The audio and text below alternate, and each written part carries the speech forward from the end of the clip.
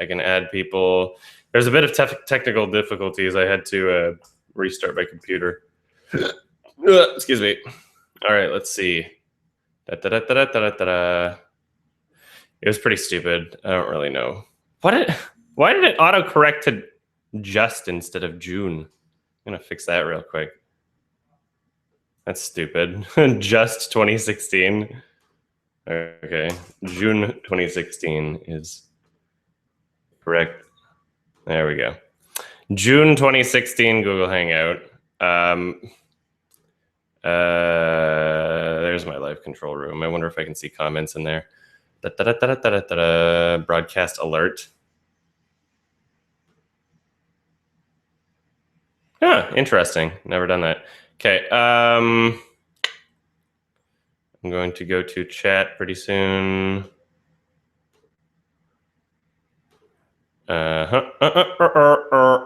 Everybody be patient. Patience. Oh my God, there's people in chat. What's up? Okay, I'm going to invite the Patreon people. I need to open up my Google Chrome. Goober Chrome. And it's probably going to want my my passcode for Patreon. Let's see. Log in. And I have two-factor authentication.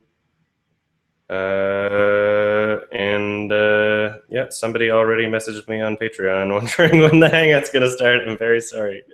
I don't know if you can see me right now, but they'll get a message really soon.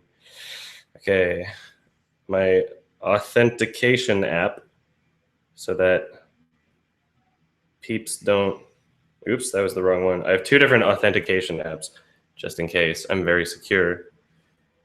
Secure internet for a very insecure man. Here we go. And copied the link.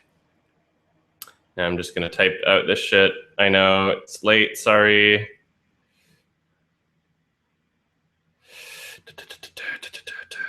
My patrons, where are they? Patron manager. I can't see anybody's comments right now. Sorry guys, this is more important. I'm 10 minutes late, it sucks. It wouldn't recognize the webcam.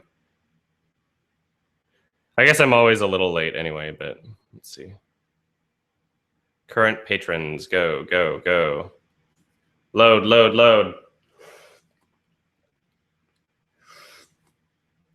Load, why don't you? There you go. All right. Select all these guys. Hurry up and load.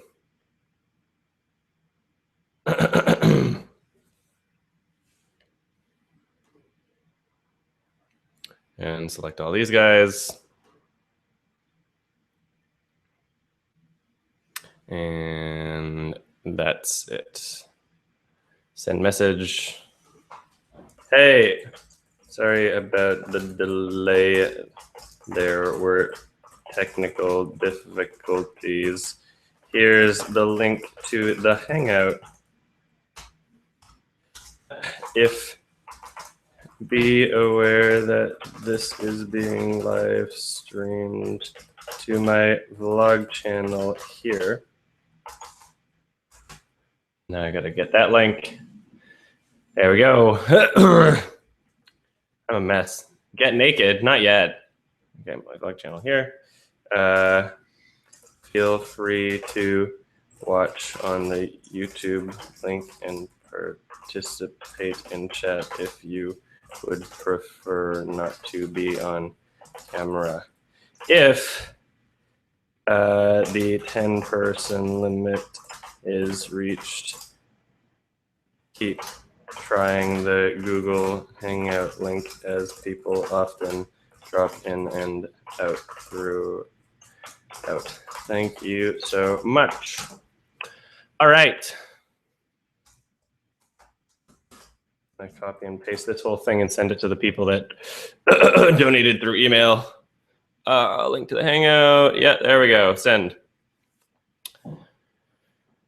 And I'm just going to open my email and search for people that donated through there, which usually isn't that many. I never check this email, but I know a couple people have excuse me, have donated through here. Let's see. Hurry up, computer.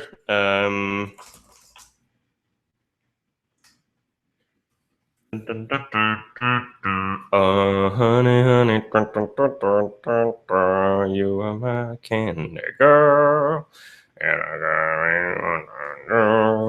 Okay, copy, paste. Paste. There we go. Send. That's one. Who else donated? Can't even tell if anybody's in the Hangout right now. I don't even have that window. No, still nobody in this Hangout with me. We got viewers on YouTube. Nobody's entered the Hangout yet, so I hope that there's no issues with people getting in. All right, apply to this one.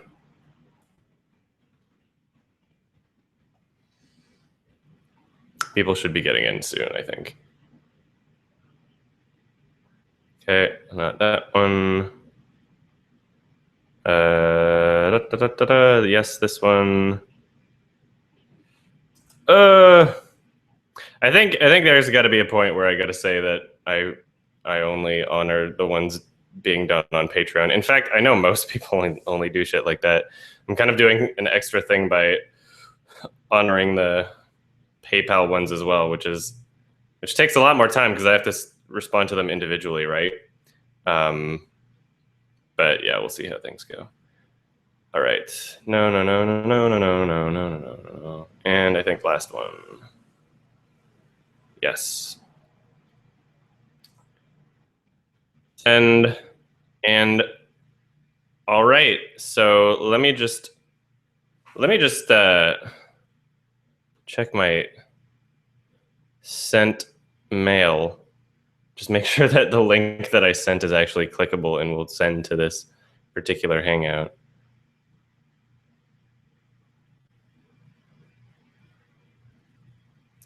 Okay, let me just click this. Open link. Can I be in Hangouts with myself at the same time? Yeah, I see it. Okay, there's no reason why nobody else should be in here. Let's see. Unless Google's screwing up. Why is this zoomed in? Why is my head zoomed? Doesn't that seem like ridiculously close? What just happened? Let's see. Why did this happen? Why did that? Okay, I don't understand what's happening, but just waiting for people. I got a message asking when the Hangout was, so I would assume that they would join right away.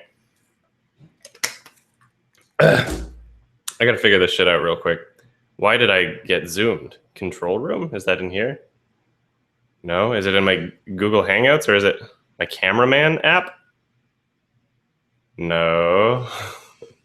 Why am I zoomed in? Why is it zoomed in on my face? This is really weird.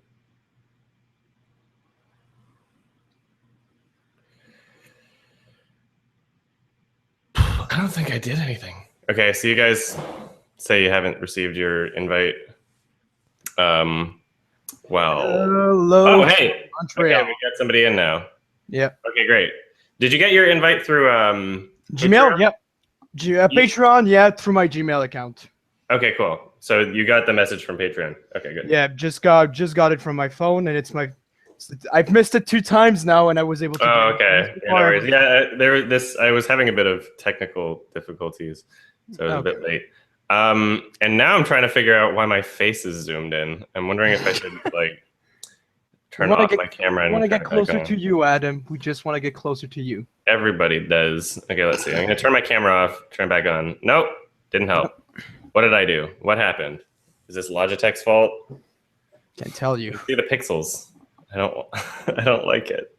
This isn't even my camera, even though I do have the exact same one. All right. Okay. I guess we'll just. There's no point in me like ending the Hangout and starting it again. I might as well just do it with my face zoomed in. Hello. She's muted. Amelia. I think that's how you pronounce it. But yeah, your mic's not on. Just letting you know. Whoops, that's not me. Sorry. Oh, okay. That's alright. Oh my god, it's a trap on the internet. You would not believe it. Oh no. I don't know what. I don't know why it's using my sister's account. I'm on my account, not my sister's. Oh, It's okay. weird. Oh, It doesn't matter. We're here. It does Anyway. matter to me. Hang on, I'll switch to my laptop so I can have webcam. BRB. Okay. Alright. How did this happen? Why am The I ca- zoomed in? the It cam wasn't problem? like this before. Sorry? Yeah, I said you never had a problem like this with your camera before? I don't know if maybe I'm just imagining it. Let's see. Control mouse wheel? Maybe. No, that zoomed in my Your computer. Patreon window. Yeah. That was weird. No, nothing's... Maybe I'm just imagining it in my head. I don't know. Could be. I really can't help you on that one. All right. What are some hot topics this month? Brexit. Brexit, yeah, just happened. Yeah. Yeah. It matters to us. It's the people one from thing that I Canada. didn't really inform myself politically on. It's the one thing that I'm like I know that it happened, but I don't really see the big deal. Like economically, I get it. Well, I mean, Try to keep up with it, but like the news were a bit scattered over here. I don't know about you in Canada. In the western world of Canada, because Montreal over here, we pretty much didn't get much on the media because fucking French province doesn't care about Oh yeah. news about Britain. But yeah, whatever. Yeah, I don't really know the full implications of what happened, but I mean, It's hard. yeah, I can't really say I'm like politically informed about that particular issue. Tried to did a bit of digging just so I could see what are the good points of both sides, I guess, because I tried to keep myself politically informed around like countries that are of the west of our occidental culture, I guess. Yeah, it just seemed like a little pointless overall. Honestly, it just seemed like it wouldn't really matter in the long run. Although now it's like the global economy has plummeted like $2 trillion. Well, that was to be expected that something would shackle. I don't know if you followed our last Canadian election, but when Trudeau was elected, and there was a lot of uncertainties. Everybody followed that election. Yeah, but I mean, like in the economical market, there was a bit of nothing big, but like a big of shake up things because it was power. And ARPA kept things economically stable over here for a couple of years. But I always find that really weird, how like Testing. markets work. Yeah, we can Yes, hear I can you. hear you. Welcome. Okay. Thank you for joining. That was me. The one with my sister's account. Oh, okay. I switched to my laptop. Nice. I always find it just kind of weird the idea of like value and economy, and it's all just so over my head. It's all so out of my realm of understanding in terms of like how much each factor will affect it, that it, to me, just not knowing the specifics behind it, it almost just seems like artificial. It almost just seems like these values could just be pulled out of a hat at any time, and I just have to be like, okay, well, now things are a lot more expensive, or like now things that I buy from the States are a lot more expensive, like kind of funny. I don't know, I just don't understand it that well. I'm not an economist. But it is the best time if you want to go to Britain. Everything's cheaper now. That's what I hear. Well, but I also hear that it's stupid expensive in the first place. yeah, our dollar is still way below theirs, like their pounds, but I mean, it's better than they used to be. Mm-hmm. Want to take a nice vacation to London? Now is the time. Yes, exactly. Although, I don't know what I'd really do in London. I don't know if London's like on my list of places that I really want to visit. I'd like to visit some of the like old stuff from England. Maybe I don't know. I'd like to visit England at some point. Mm-hmm. Yeah, I guess like I gotta do it at some point. It'll be like a bucket list kind of thing. But Yeah. I don't know. I'd rather visit Germany. I think Germany's pretty cool. I'm either going to Germany or What's again? Not Norway. God damn it. Copenhagen. Next year. Next year. Don't know Nice. yet. So it's gonna be cool. Going with my folks. My folks are taking me there next year because I did not travel with them ever in my life. So we're gonna do that next time. Somebody said Breen just released Pass Through, and I didn't. Speaking of Breen, I don't know if he actually did. Okay, I'm gonna send the Patreon link again. Some people are saying they didn't get it. Okay. I'll just Speaking use of- the same. speaking of Breen, what's your favorite movie out of the trilogy? I would say Fateful Findings. Yeah.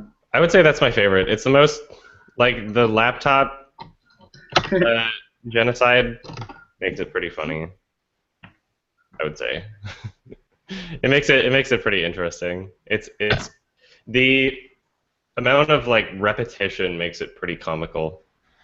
I kind of want to do a marathon night with a couple of friends and watch all of his movies. That could be like an interesting thing to do. We did that. It was fun.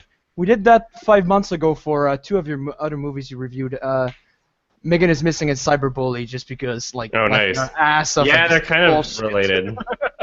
They're Yeah. kind of related. I feel like that's one of my channel's specialties is like privileged white girl drama. It's like cyberbully internet horror attempt at a life lesson story movies. It's really funny. How come I'm Cyberbully getting is this real? again. How come Cyberbully is real? Just turn away from the screen. Just close your eyes. Yeah, it's. I don't. Hello? Well, you know, it exists and it's real, but like the way the movies Yo, are, not it's that way. Not that yeah, way. it's a really like gross misrepresentation and kind of goofy and unrealistic of what would actually be happening and who it would be happening to, et cetera, and for what reasons. And the political message sucks. Yeah, everything about it sucks. I We have to only- censor the internet. All right. I really want to open a Clicker account because Clicksters. Clickster. Sorry, Clicksters. Yeah, Clicksters account. Really All right, wanna so I open sent that it one. again. I sent the Hangout invite again on Patreon Hopefully, to my hopefully you'll everybody get- over $10 thing. hopefully you'll get more people than just a French guy, a trap, and someone who just said hello. Yes. Well, it True. doesn't matter. I don't care. There was one time where like nobody showed up. It was really weird. Really? Oh. It was just I don't know. It was a happenstance. It was literally the first time that I decided to stream it on my vlog channel. Oh, Because it was like okay, well, nobody's here. Let's just do a live stream. And Mark and I literally just like shot the shit, talking back and forth with each other. And I don't remember what the video was titled, but it's still on the vlog channel. All right, somebody's telling me to check my Patreon messages, so I guess I'll do that. Wait, where's Mark? He's in the other room. He says he'll join in a bit. I don't know what he's doing. he's getting hyped for Detroit Become Human. Yes, exactly. Oh, some people are asking me about why I buy shit games. I guess they're referencing that Gone Home video. That's pretty much just Mark's video. He told me to do something in front of a camera, and I did it. It was a joke. It was a ruse. I feel like it would have been better for April Fools, but whatever. It turned out good. I liked it. Trying to open my Patreon messages, but it's really slow. I received by the way, I received the second message through a Patreon, the other one you sent. So. Okay, so you received it twice then. So whoever's not receiving their messages, delete your cache or cookies and then try again. Maybe try in a different browser. Maybe try in a different app. If maybe you didn't get the message, then how about I post it on the Patreon feed? I'm gonna do that real quick. Let's do that. I'll make a post. It'll show up on the feed to everybody who did the $10 or more thing. Patreon feed. Somebody has an echo. Somebody has their speakers on, and I can hear myself through their speakers. It's not me because I am wearing headsets just like you are. So. Yeah, no worries. Somebody. Okay, let's see. I'm gonna have to copy and paste this whole thing again. Some guy asked if Life is Strange is really that bad. It's pretty Yes, bad though. It's awful. It's terrible. It's embarrassing bad. It's one of the worst. One of the worst games I've ever played. Like One of the it's, most poorly written and annoying games I've ever played. it's like Megan of Missing was a game, right? Mm. In terms of quality. I think that's too harsh, but I do understand where Adam's I think that coming they're from. too different. See, Life is Strange is a very like pandering, out of touch game, whereas Megan is Missing is just a very like Fear-mongering. out of touch game. Fear-mongering out of touch. Yeah, so it's like Megan is Missing comes from Michael Goy wanting to do like a public service announcement about the internet but not understanding it, whereas I'm just going to copy and paste this thing that I did. Whereas Life is Strange is like people pandering as hard as they can to like young San Francisco hipsters. And feminists. Yeah, well, same thing. Usually part of the same crowd. But yeah, it's just a buttload of pandering either way, I guess. But yeah, I feel like they're too different to compare them like that. Like, sure, they could have similarities, but it's not. They're definitely not the same tone. They're definitely not the same tone. Michael Goy didn't make a hipster movie. I mean, I wasn't trying to talk about tone. I was trying to talk about like general quality, as in they're both like 2 out of 10. Yeah, but even if you were to say like they have the same number, they're bad and like I wouldn't compare things that are bad to each other that like aren't bad in the same way, you know. If it was like I don't know, they're very, very different in their approach, and they're very different in how bad they are and what they're bad for. Like, they're both bad, and you can say they're equally bad, but I mean, like, some people might not say that they're equally bad even. Some people, anyway, so I'm going to post this on the Google Hangout. I'm going to post this on the Patreon feed, and this way, if you didn't get the message, you can just log into your Patreon, and if you've pledged $10 or more or whatever, then you can just look at the feed and see it there. So literally just on my Patreon page. And posting right now. Wait, Okay, that should work. do you even need to pledge to even get that link if it's on your Patreon page? Yes. Oh, okay. In fact, the way that I send the messages is I usually just do all patrons, even if their payment hasn't been processed, because I don't know, maybe I'm just naive.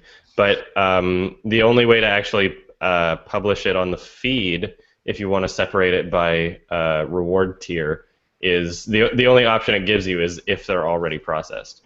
So I mean that's even more reliable for, I guess, getting payment for it, which I don't really care too much about. Hey, everybody. Hi. I've been trying to join for the last like 20 minutes, and literally, No worries. like, I haven't received any messages or anything. So So you found it on the feed? Yeah, literally found it on the feed just a second ago. That sucks. Maybe Patreon's just being stupid. It's a possibility. I don't know.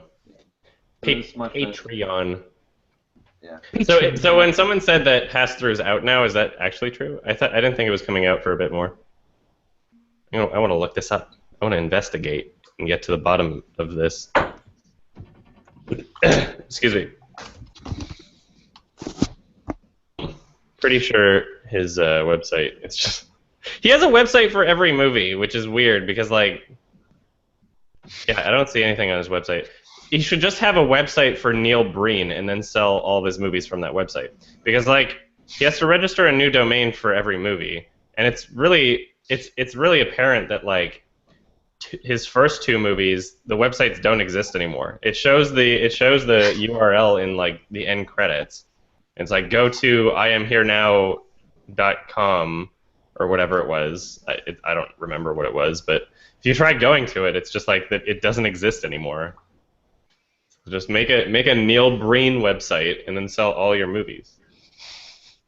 That's my suggestion. Has he Good fixed plan. his Fateful Findings one yet? Like, did he watch my video? I have no idea. Findings. .biz makes it so much better. Yeah, there's literally nothing on it that says how to order his other films. Still. Such a mystery. He's a mysterious man. Have you discovered Neil Breen through Red Letter Media, or you knew him before that? I kind of said the chronology in my in the video, but it was very I can't brief. recall. Sorry. I got sent a Twitter a tweet from somebody telling me to watch Fateful Findings, and so we watched. Mark and I watched Fateful Findings. He's just gonna put on headphones. Mark and I watched Fateful Findings in I guess like December of 2015. I don't know when they posted their video. I guess I can check right now. But like, we watched it. We crapped our pants basically. It was the funniest thing. And I wanted to review it for a while, but that was right before I had even published part 2 of Unfriended. And as you guys may remember, like the disaster that was me moving out and Unfriended being a gigantic project. Let's see if I can find their double down. But I mean, like, obviously they got to making a video before I did, but I wouldn't. It wouldn't be accurate to say that I didn't know about Neil Breen before them. Okay. That would not be an accurate statement. Nice Hollow Man. I know. I had the IMDb open for Hollow Man, and I forget why. It's because the director was doing something that. Oh yeah, the director has. Making Hollow Man. No, he has a new movie starring an actor that I really like, and I'm trying to remember her name. Let's see. It's called Elle with Isabelle Hubert. Oh, And I don't know. It's got decent critical reviews from 8 critics or something. I don't know. If you were sending again, if you sent a third message, I'm saying I got it again. Oh, so excuse me, voice crack. I sent 2 messages and I posted on the feed. So there's no reason why anybody shouldn't have it at this point. All right. But yeah, I'm not sending anymore. There's no way. There's no like if Patreon screwed up, then I mean you should still be able to even see it on the feed at least. But now we know. Anyway. I love the part in Hollow Man where literally, like, as an adolescent, all I can remember from that movie was the part where, like, he starts groping that one redhead's tits, and, like, her tits are, like, moving, but there's, like, no hand over it. I was like, whoa. Boner time, dude. That's all I remember from, like, Hollow Man, is, like, some girl getting groped and another girl getting raped. That's, like, so now you know what kind of human being I am. I think that some, like, science fiction concepts are purely just there to like, live out the director's fantasy. I think that sometimes the director has, like, a really weird fetish, and it just winds up... Like, what? What are some actually noticeable like movie fetishes that you've created in the past couple of years in that case? Well, let's look it up. Let's think about this for a second. What is a really obvious fetish movie that Zootopia? No, there's got to be. No, there's some of them that are like just conceptually, like Hollow Man. Like all you're thinking of is like, oh yeah, if I was invisible, I'd totally try to rape a girl. So, like, that's what it seems like. Hey, boys. That's what it seems like to like the director. You can rape too. Well, not just I don't know whoever wrote it. It seems like conceptually that like if they didn't include some kind of sexual assault in the script, then it would almost be like no one could write the movie Hollow Man and then like not at least hint to something like that. I feel like. Can you kick people from the chat, from the Hangout? What do you mean? Because there's someone called Abby, and that's my sister's account. I don't know why she's on. I was signed out to my account. No, and we're saying bad things. Yeah. Sorry. No, she's not on. That's I don't know why she's on. Like I switched to What my do you mean by on though? That's her account. In the chat? Yeah. Oh, she's gone now. Somebody Never mind. left. Okay. Yeah. Okay. I was gonna say that I swear to God, I feel like a movie like Hollow Man, which is just the Invisible Man. That's it. It's just a retelling of the Invisible Man. But it's I I feel like it has actually so much potential. Like, I feel like if you got a good writer and a good director to work on that shit nowadays, I feel like there's a really good potential for a movie. Like, if it had the same kind of well, no, it doesn't have to have the same tone and approach as like It Follows, is what I was about to say. But it's I feel like there's something there. I feel like there's a concept. It's like this idea that like when you have this suddenly when like it's the idea of like whenever you give somebody power, like it either corrupts them or like it really shows who they really are and shit. But when you're invisible, you can get away with murder. So like in Scary Movie 2, when the girl got raped in the mouth by a ghost. Yeah. That's what you're saying, right? I'm saying that there's potential for a interesting character study with that same concept. And Hollow Man unfortunately didn't do that.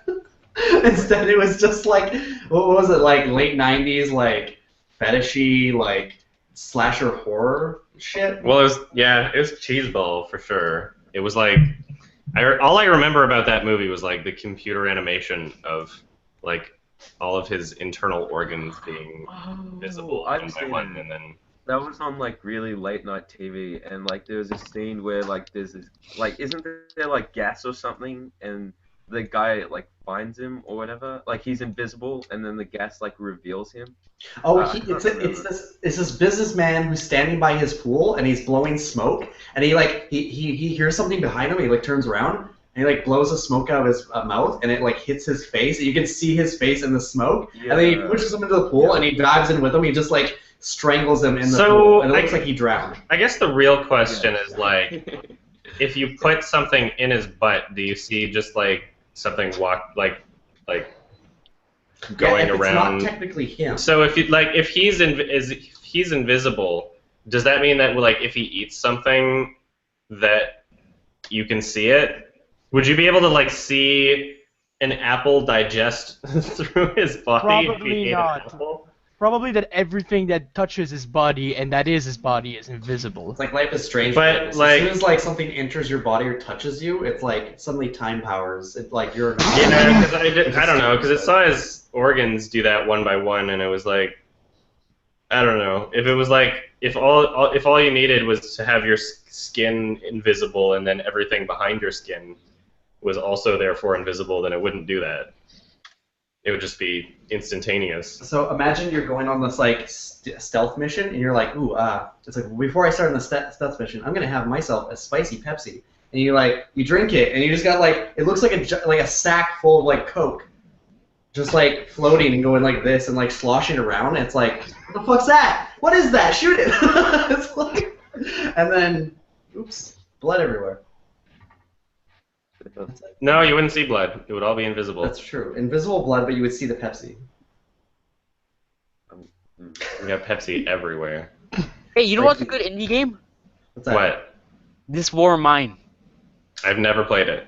What is it? Let me look it up. It's only $5 right now. This War of Mine, is that what it's called? That's another point I tried to make with that video, is that there were also when you bring in the price of Gone Home, it's really like pales in comparison to way better indie games that are like a fraction of the cost.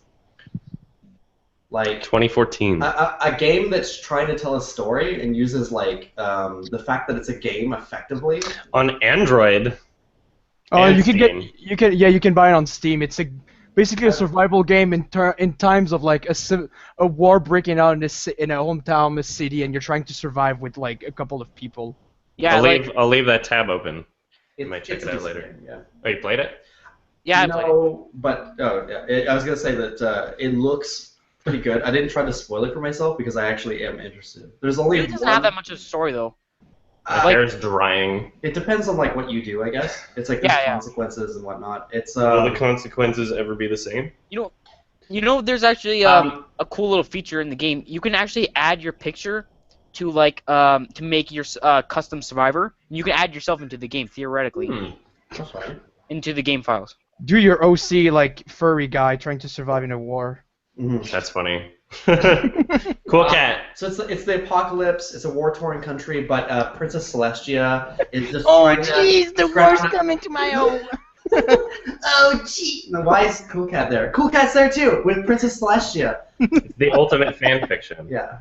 Oh boy, Dave, Derek, I'm starving. And then Cool Cat becomes invisible and drinks Pepsi. He drinks Pepsi along with Brad Pitt coming from World War Z. Oh, that's my fetish, Cool Cat. Oh, Cool. Why don't you drink some more Pepsi right there? He's like force feeding Cool Cat. Cool Cat, help How me does this save always my happen? guitar. How does like every conversation we have devolve into a Cool Cat fan fiction? Cool Cat's sneaking up on a man he's about to assassinate, and there's just like a floating blade, and he's just like, "Oh boy, I hope this guy doesn't see me." It's like he's like, ah! You can't see him, but he knows. So as I was setting up so I had the Hangout set up. Then I went into the other window, like the other browser, so on Chrome, to invite people. Then when I came back, it seemed like almost zoomed in. Do you see like these pixels? Kind of. Yeah. Do you know how to fix that? Is it like it feels like it's zoomed? Well, I don't know how to zoom in or out. Like with no, yeah, that's not. I don't think that's it. Oh, what the? It's like with the camera, isn't it? I don't know. I'm fine with it if like whatever, but it just seems like overly pixelated even on like the YouTube. Yeah, You know. it is strange. I don't know why. Like, but I mean, if we restarted it, then we'd have to invite everybody again. That would be annoying. This was So not. I mean, like, exactly. when it comes I to think we're these fine. Hangouts, it's like in terms of like face cam quality, it's a Logitech, like 1080p thing, whatever. It doesn't matter. Yeah. We use 1080. this exact same Please. camera for that Gone Home video, though. Yeah. I've got a question. Right? Yes. Last night I was watching. Do you know the movie The Crow with like Brandon Lee? His Yes, but I haven't seen it. But I know like the little fun fact about it. Fun fact. Yeah, that Anyway. he fucking died during the like thing. He was killed with like a prop gun. But I was just watching it last night, and it was made in 1994 or whatever. The whole fucking movie was just grunge music. Every scene, right? Great. Was just like fucking the worst grunge music You know, I've ever heard. I haven't And- seen it, but I feel like there's a lot of movies that like really try really hard to be like the current music taste. Yeah. And of course, There's if this- it was like 94, then it would be grunge, right? Yeah. There was this one Cameron Crowe movie that was like, Cameron it was Crowe. like, yeah, it was like a say anything kind of movie, but it was like set in Seattle, and it was like all about like, oh, this guy with like grunge music and shit. I've seen it, I think, but yeah, no. I just find it hilarious when like grunge music comes up because in movies like it's so dissimilar to what's happening in the movie that it kind of just like completely takes me out. You could of say it. that about a few genres. You could say that about like dubstep. Yeah. You know, you can say that about any like kind of like single moment in time fad genre. Like there was, I forget what movie I tried to revisit, but there was a movie where like the entire opening credits was ska music, Oh. and it was the most jarring thing. And I'm like, okay, I get it. Ska music was really popular, but it was like you don't hear it outside of like that 3 years where ska music was just like even 1 year where ska music was super popular, like one of those like teen movies, or like even kind of like throwing things in like Simple Plan or Sum 41, like all those like teen party movies that had that soundtrack. Like that was kind of fun, I guess. And yes, I am reading the chat. I'm just not answering to a lot of these things. Does anybody remember that very shortly lived, was it like one season show, Something Hill? One Tree Hill. No. Fuck you. It was an animated like series or like that, and Hank Hill. it literally it had a lot of ska music in it. It was like literally like a cartoon about hipsters, but like in the early 2000s, and it's like something about it's like this really cool guy, and he has his like dorky brother move into his like his like what was it, like a studio apartment with like his two other roommates and shit, and like shenanigans ensue. Oh. Is it Mission Hill? Yes, I think it is Mission Hill. And it was really good. I actually really liked that show. It was very short-lived. It's not, You reminded me of a show that is not that. but constant ska. Now I'm trying to remember. And it's so funny. It's a fucking blast from a past, like, to watch that show, because this is like ska music out the ass. In fact, the first episode is literally like, hey, you want to go to a ska concert? And there's like da da da da da da, and they're like dancing to like fucking like toot horns and shit, and it's just like. Yes, I am working on the 2014 list. He's been watching fucking movies like every single day. It's crazy. Yeah, it's annoying, but there's like 3 movies that I have left to watch that I haven't seen yet, and then out of the ones that are on my list that I need to rewatch, I've got like 10 of those.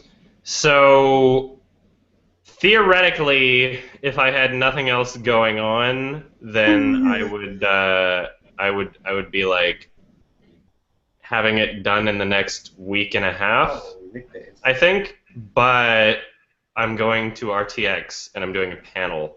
That's probably not, like, my 2014 list is probably not going to be done until like the 15th of July, I would say. Wait, where's the RTX location? Sorry, it's in Austin. It's in Austin, Texas. Damn. I'm gonna die. I'm literally gonna die because it's gonna be like so. Well, yeah. First of all, I'm gonna get heat stroke, and then I'll get shot. Someone's gonna go like, "Hey, you look like you need to cool down. Freeze!" and then shoot me. But I hear Austin's pretty cool. Yeah. Yeah. Austin is actually great. So yeah, I mean, like, obviously I have to prepare for that, and I'll be away doing that. But I'm gonna try and get some work done while I'm there. Also, it's just a matter of like, I'm not sure my 2014 list is work that. Well, I guess I can bring some of those movies too.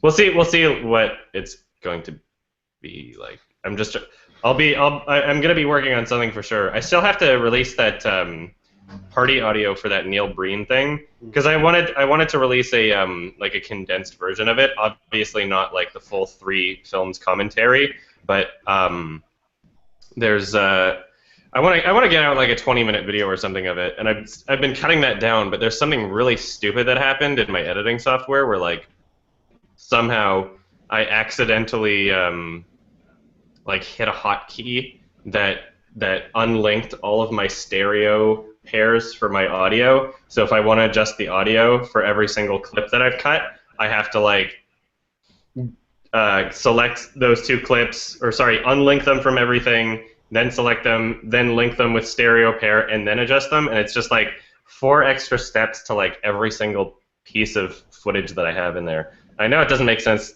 to a lot of people that don't edit, and it just sounds like I'm saying random words, but it's very frustrating. Because like I can't just highlight the whole thing in stereo pair it again because it's attached to so many other things.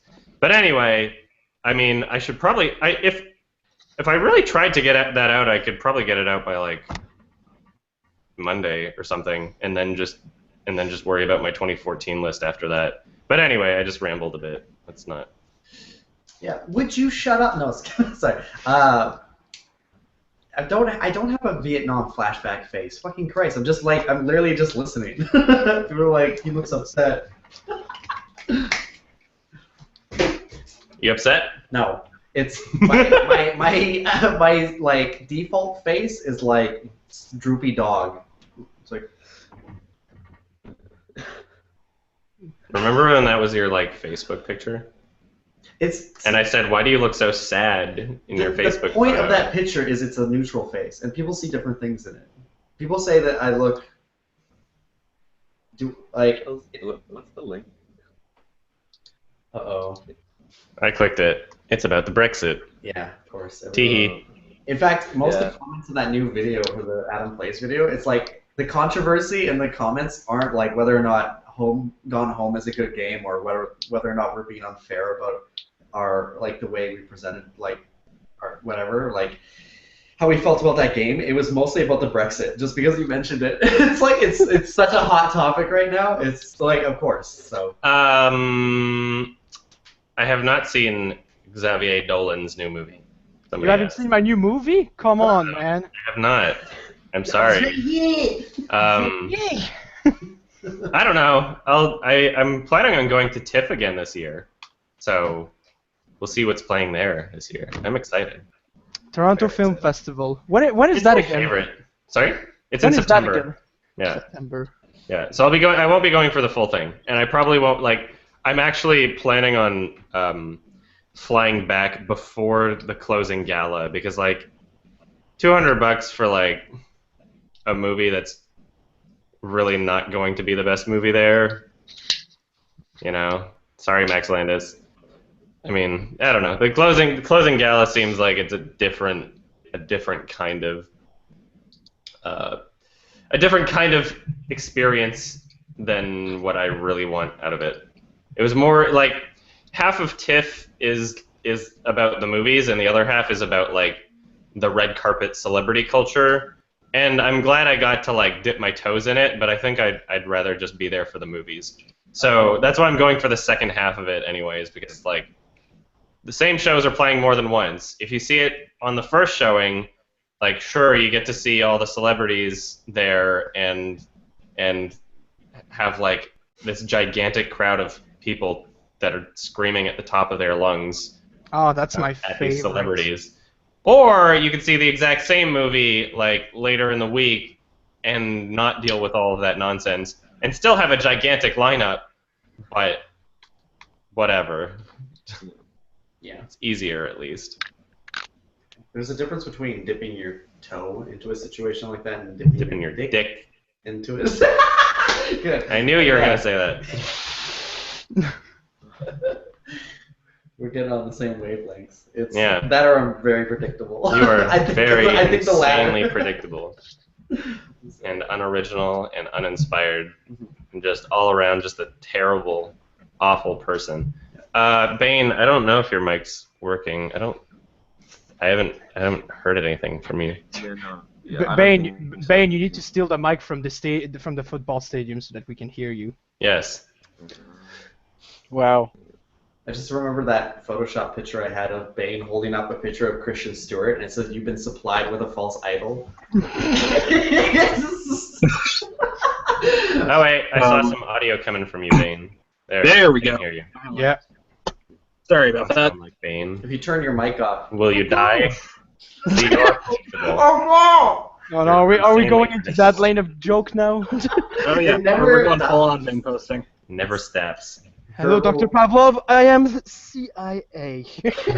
Dr. Pavel, from CIA. I didn't tell them anything. I told them nothing. I like that look he gives Not them. today, not today, Blue Sir, but I'll get you in another day. The eye I don't want to worry about that right now.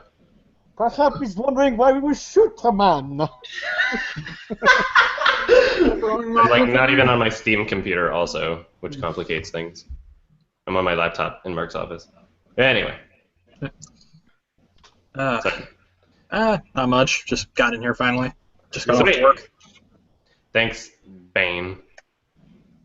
So, I have a question. Have you ever read any of like unproduced scripts at all, just to see why they didn't get produced in your head? The only scripts I've really read have been for reference on things that I'm reviewing, and I just consider that to be like research and context. But I don't. By unproduced scripts, do you mean like leaked scripts of future project, or do you mean Kind like? of. I mean, So stuff I've like never like Justice people. League Dark and stuff like that. That were getting ready to be produced, but then for one reason or another, just didn't. I can't say I've ever read through a script that that wasn't something that I was just reviewing. I've never really, I don't know, like the Hateful Eight got leaked. There's like other things that got leaked that people were like, oh my god, check out the script or whatever, and they would send it to me. I'm like, but I don't want to, like, I've never really wanted to. I've never really wanted to experience something in a way that it wasn't meant to be experienced. I get that. I feel like that would just like taint what the experience should be, I guess, from the mind of the director. I've never, I've like. To me, it's kind of just fascinating. It's like, Oh yeah, I'd imagine. Like, I'm not saying that nobody can get anything out of it. I'm just saying, like, me personally, I don't know. I don't want to like imagine what the movie would be from a script, if you know what I mean. Like, it would be different if it were like a novel, I guess. but I don't want to. I would rather experience and judge something based on how it's presented and not how it could be presented. I get that. Because for many different reasons, like some things from a script just doesn't work, or some elements just get cut. And so it's like that's why it's good to reference it after there's a final product. You know, Right. So even in like Synecdoche, New York, there's things in the script that didn't happen in the movie that obviously like things just wound up getting changed. And I'm trying to remember what other things I've referenced the script on. That was another question I was going to ask. Have you seen Kaufman's newest movie? Is that his TV movie? I thought it was the kind of claymation one. Oh no, yeah, of course I did. That was his 25th. I saw that at TIFF last year, and I have like 2 videos on it. So no worries. I haven't seen it yet. That's been one I've been actually. I work at a movie rental store, and I've been wanting to watch it. Yeah, it's we great. have it. It gets better every time. It's something that you can interpret.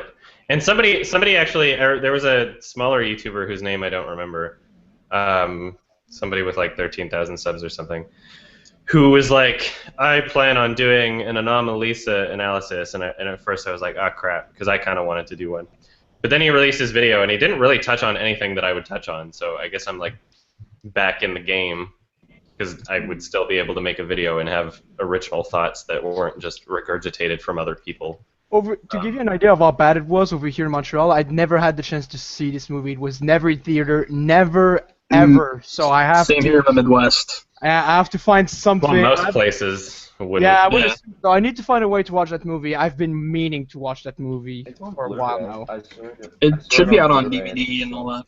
Yeah, possibly. You can get it on like iTunes, I'm pretty sure. Like you've been able to download it for a while, and now it's on Blu-ray. What the fuck is a high tune? Holy shit!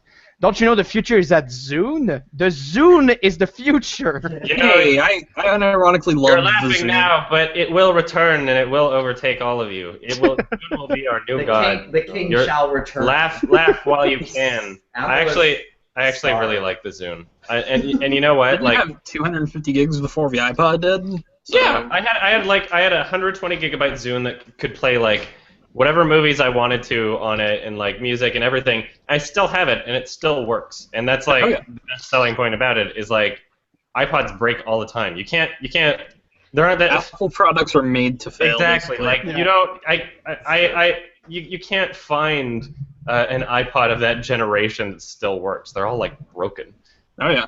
Pretty much. I know that's a The hyperbole. shuffles were all fucking poor quality, honestly. Yeah, and it's like the only reason that the Zune didn't take off was not because it was an inferior product. When people make fun of the Zune, they're not making fun of like how it worked or like what it did or the quality of the product. Cool. They're making fun of it as like a social statement or like a you have a status, And its name? you know.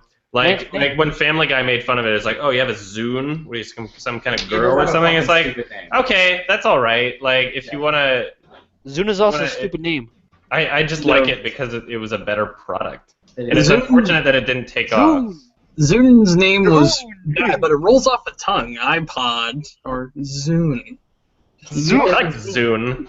The only thing about the Apple products, the only one that is still working that I still have is an iPod Classic. That thing is unbreakable. It is a brick. I still have a Mac from the late '90s that works really well, but other than that, none of their products for me have worked since. Yeah. Excuse me. It's progressively all gotten worse. Oh yeah. You're welcome for helping history buffs. There was a question that was asked quite a while ago. I just want to go back to it, and because it was interesting. And it's a question for me and Adam. It was. Would you fuck a chick with a dick? Yes. Anyway. Sorry. As long as she looks like my sister. So the question was. Somebody said actually you. Somebody actually said you. If I pull that off, will you die? Oh, Yeah, you're the gross one. Okay. Anyways, the question was. Have either of us written a script, short film, feature length, whatever? What's our process? Have we ever written a script? And kind of general question about that. Do you want me to answer first? You go first, and I'll. I write things all the time, and so I've been making like really crappy, terrible short films since I was like 13 years old, which it was kind of how I self-taught editing to myself, and I mean, like, none of it's been really good. It's all just kind of been like, oh, hey, I want to film a thing with my friends. Some of it had semblances of self-awareness where, like, later into it, you can see all these old things on a channel called Dark Ocean Films. And that was my first YouTube channel, created in June 20th of 2006, so over 10 years now. And yeah, you actually very... passed the 10-year mark. Sorry? It's been almost 10-year anniversary 5 days ago. Yeah, exactly. It's crazy. And I mean, like, so if we're gonna count those, then sure. But otherwise, in terms of writing scripts, currently being a not as stupid person as I was 10 years ago, I basically if I get an idea. And sometimes I get these ideas while I'm watching other movies. Sometimes I get these ideas just out of nowhere or having a conversation with somebody. I'm basically preparing myself for like concepts that I'd like to address, and I have this gigantic list of things in my phone of things that I would like to either make a movie about or write about, or an idea that I would like to touch about, or if I see something in a movie I'm like, oh, why is it always done like this? I could do it differently. So like the last one I wrote down was like I was watching a movie. Oh, what movie was I watching? I was watching. Fuck. There was a movie. Oh yeah, we were watching The Raid 2, and as soon as there were some scenes where they in that like big red room, they have the 5 guys lined up, and they're like hogtied, and the guys like slitting their throats one by one. And then I kind of thought like about, that's gory and all, and it shows a lot more than most movies would.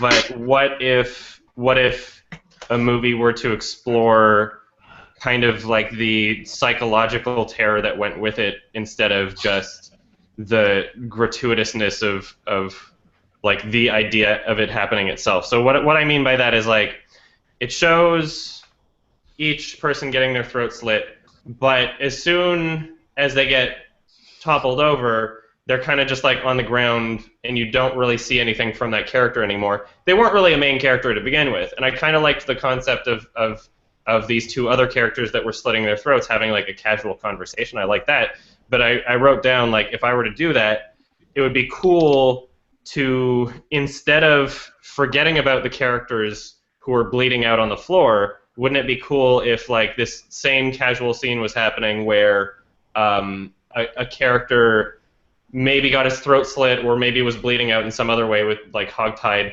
left on the floor to die, but instead of the framing of the shot happening with the entire room in different angles, what if you just focused in on the face of the guy bleeding, like literally just a seemingly random character, just focus in on this guy bleeding out on the floor, maybe have it like all in one shot for extra cool factor or extra impressive factor, and then like this entire 10-minute span where this actor would be like performing his slow dying, losing consciousness, acceptance, not being able to speak thing while important dialogue is going on in the background.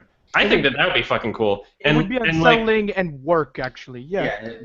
And so just things like that, and I've got like shit tons of notes like that not all of them are inspired from me watching something else, but basically when I get to the point of creating an actual script out of something, then I'm going to be going through all of these notes and figuring out what would work in the same story, what would work with an appropriate budget, and then how it would make the most sense to stitch together these different concepts of things that I would like to include in a film. And hopefully in a way where it doesn't seem like they're just random events that I wanted to include. Hopefully in a way where stitching them together seems to fit and make a lot of sense.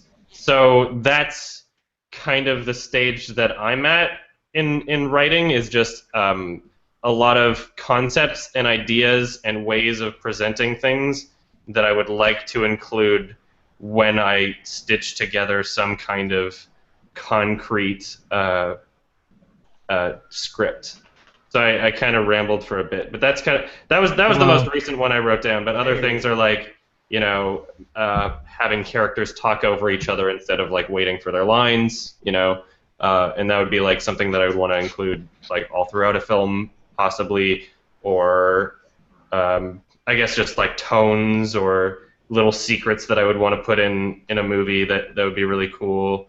One of these notes is like, instead of you know, if let's say I was filming something that required a practical effect, let's say if I wrote a character who was into like body mutilation, what would be the ethics and practicality over hiring somebody who is perfectly willing to mutilate their own body on camera for real, and almost like a snuff film, but not in a way where someone's dying, but in a way where someone, like, if somebody has a profile on one of these like body mod websites where they literally get off on it, then it's like, okay, why don't I film it, and we'll write a character for you that's brief enough to show up in the movie, and then you can actually be having like a real sequence where someone's actually like cutting themselves and blood's coming out.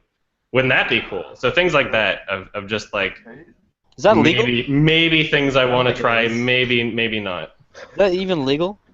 I don't know. That's why I said what would be the ethics of that. So if I found somebody that was doing, I wouldn't say somebody's like killing themselves. It's not illegal to pay someone to harm themselves. Stunt people exist. You can pay someone to like. There's a big difference. You guys know that hobo fights guy? Well, self-mutilation is a very vague thing. Self-mutilation includes like piercings, right? So you can't just pretend to be like against all of it, and like maybe you have like an idea in your mind of like what you would be thinking of if you thought self-mutilation. Adam, it's not a question of what I think. It's the law. it's like. Well, that's why I'm saying there's a debate. That's why I'm saying like I would be curious to explore the ethics and explore. A guy cutting his genitals off with a. No, not like that. See, you just jumped to like an extreme example when that's not what I mean. To cut your pulse off, lol. There you go. So what? Like they would just have a knife and then just like have little cuts or like. Yeah, I'm not saying like cutting off things. I want. Yeah. Exactly. I want both his nuts. Okay, so let's. Here's a really simple example then. Here's a really simple example. So if somebody gets straying away from this, they keep continue, but we're straying really far, and this. Okay, that's talking for like a long time. I asked you if you wanted me to go first. Go ahead. So here's a really simple example of something like that. So if there was a person that was literally like, oh yeah, I'll totally just cut my hand a little on film, you know, as opposed to getting like one of those blood tubes on a knife that looks like really fake, and then like whatever, and this blood that like the camera shows it and it's just a mark and like it never actually comes out of the finger, like that always looks stupid. But if I got somebody who's just like really perfectly comfortable with like, oh yeah, I'll just nick myself a little on my finger and there'll be a little bit of blood that comes out, like what if they enjoy doing that? There's people out there that are like really weird and do that sort of thing, like why not? Well, nick their finger a little, like, oops, I was chopping vegetables in the scene. Would their scream sound realistic if they actually enjoy it? It's not about scream. Like it's lit. Like I was the simplest example is like, oops, I was chopping vegetables and I cut my finger and I had to get a Band-Aid or something. Like I'm not talking about like gigantic wounds or anything. I think it would be okay, like them Tarantino choke out that one girl in his film.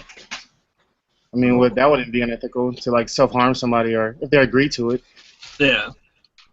I mean, like, I'm not talking about like killing people or doing serious, irreversible damage to somebody. I'm literally just talking about like blood. Well, I'm just talking. I'm saying he just choked her. He choked one female out in *Inglourious Bastards*. That one scene. Oh, yep. I forgot her. I forgot her name. Yeah. Bridget, something. There's I think I know so what you're many talking about. examples of like actors Anyway. just, like doing whatever the director says. Uh, Like, and you'd probably do that. Like, I would see someone like just not even someone that's into that. Like, just any actor would be like, yeah, just cut my finger. You know, like, Yeah. like I there's, feel like so, Christian there's like Bale a would do long that. line of history of actors just like, you know, doing real shit. Like, you yeah, could who probably- knows? Shia LaBeouf like did some stupid Yeah. thing on Yeah, he like cut his the face. internet. off. Yeah, I don't know. Anyway, cocaine? Mark had an answer to this question, and I talked for a while, so I'll let him respond. Yeah, so I've been like, I guess reverse engineering scripts and things like that. Just kind of taking from example. Like I never actually took any kind of classes. Also because I think that's kind of a waste of time for learning how to write a script, paying somebody in order to learn how. When you can just use literally, you can find like almost any script for any movie that's been released, and just kind of work backwards, which is I think a fine way of writing. But I'm going about it almost the same way that Adam is, in which I'm jotting down a shit ton of notes first, and it's more like I'm writing guidelines and everything. But right now I usually don't write anything. It's more or less I have an idea and then it's like point form for everything that I know. But right now I'm actually trying to write something that's more concrete. What the hell is going on? What was with this laugh? Oh, sorry. I'm looking at a video. Hang on, I'll show you it. I'll give you the link. Yo, check out this awesome meme, dude. I'm making on 4chan right now. It's so Oh, sick. Jesus. Sorry, what were you saying, Mark? That was a 9 gag. It's so I'm writing a script right now and everything, but mostly instead of dialogue or anything right now, it's mostly just like guidelines, rules, character motivations, and all that kind of shit before I've like structured anything. Because I think it's giving yourself rules and guidelines and stuff is far more important than say dialogue right now at this point. It's not about where the story goes and from start to finish. It's more about what I'm building. It's like world building and kind of creating structure for like, I don't know, the heart of like what I'm trying to make and everything in terms of like feel, tone, symbolism, all that kind of shit. Nudity. Yes, there's a ton. There of has to be nudity. side boob. There's No bras. Hardcore pornographic content. Yes. No bras allowed. This woman literally has, in a metaphorical, it'll make sense once you see it, I guess, in a metaphorical standpoint, that she has breasts on her back. It comes back in a big way at the end of the quad Oh, it's like literally big. She does a twirl, and no matter what, you can always see side boob. Yeah. Quad-titted woman, mother of God. So when she has 4 boobs, she has literally like 1 on each side. So she got And 2 under her her armpits, armpits, and just she has to little lift her tiny arms tits. up when she does the twirl around like a ballerina. Yeah. But they're like evenly dispersed, so when she spins, the centrifugal force keeps her upright. Now, Hello. for full frontal scene, she has to have 2 vaginas. I'm just saying now. Yeah. 3 asshole. 2 ains, oh, 3 ains. Move like a Barbie doll. That's what the movie's called. It's called The Third Ain. The third ain. Enter the third ain is what I think the working title. The third ain, starring Jackie Chan and Chris Tucker.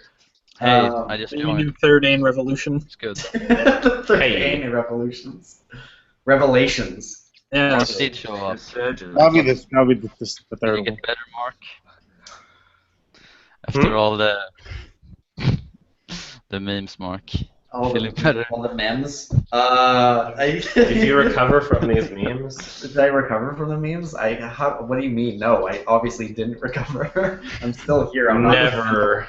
We're the fucking highest tier at this point. Yeah, we need more beats. We I just watched. came in. We need more beats. I did a stream last night where we listened to the Ghostbusters theme song live, and Excuse me. The new one or the old one? the new one. Of Oh, course. God. Why would I listen to the old Oh, one? sorry. Wait, was it like Sum 41?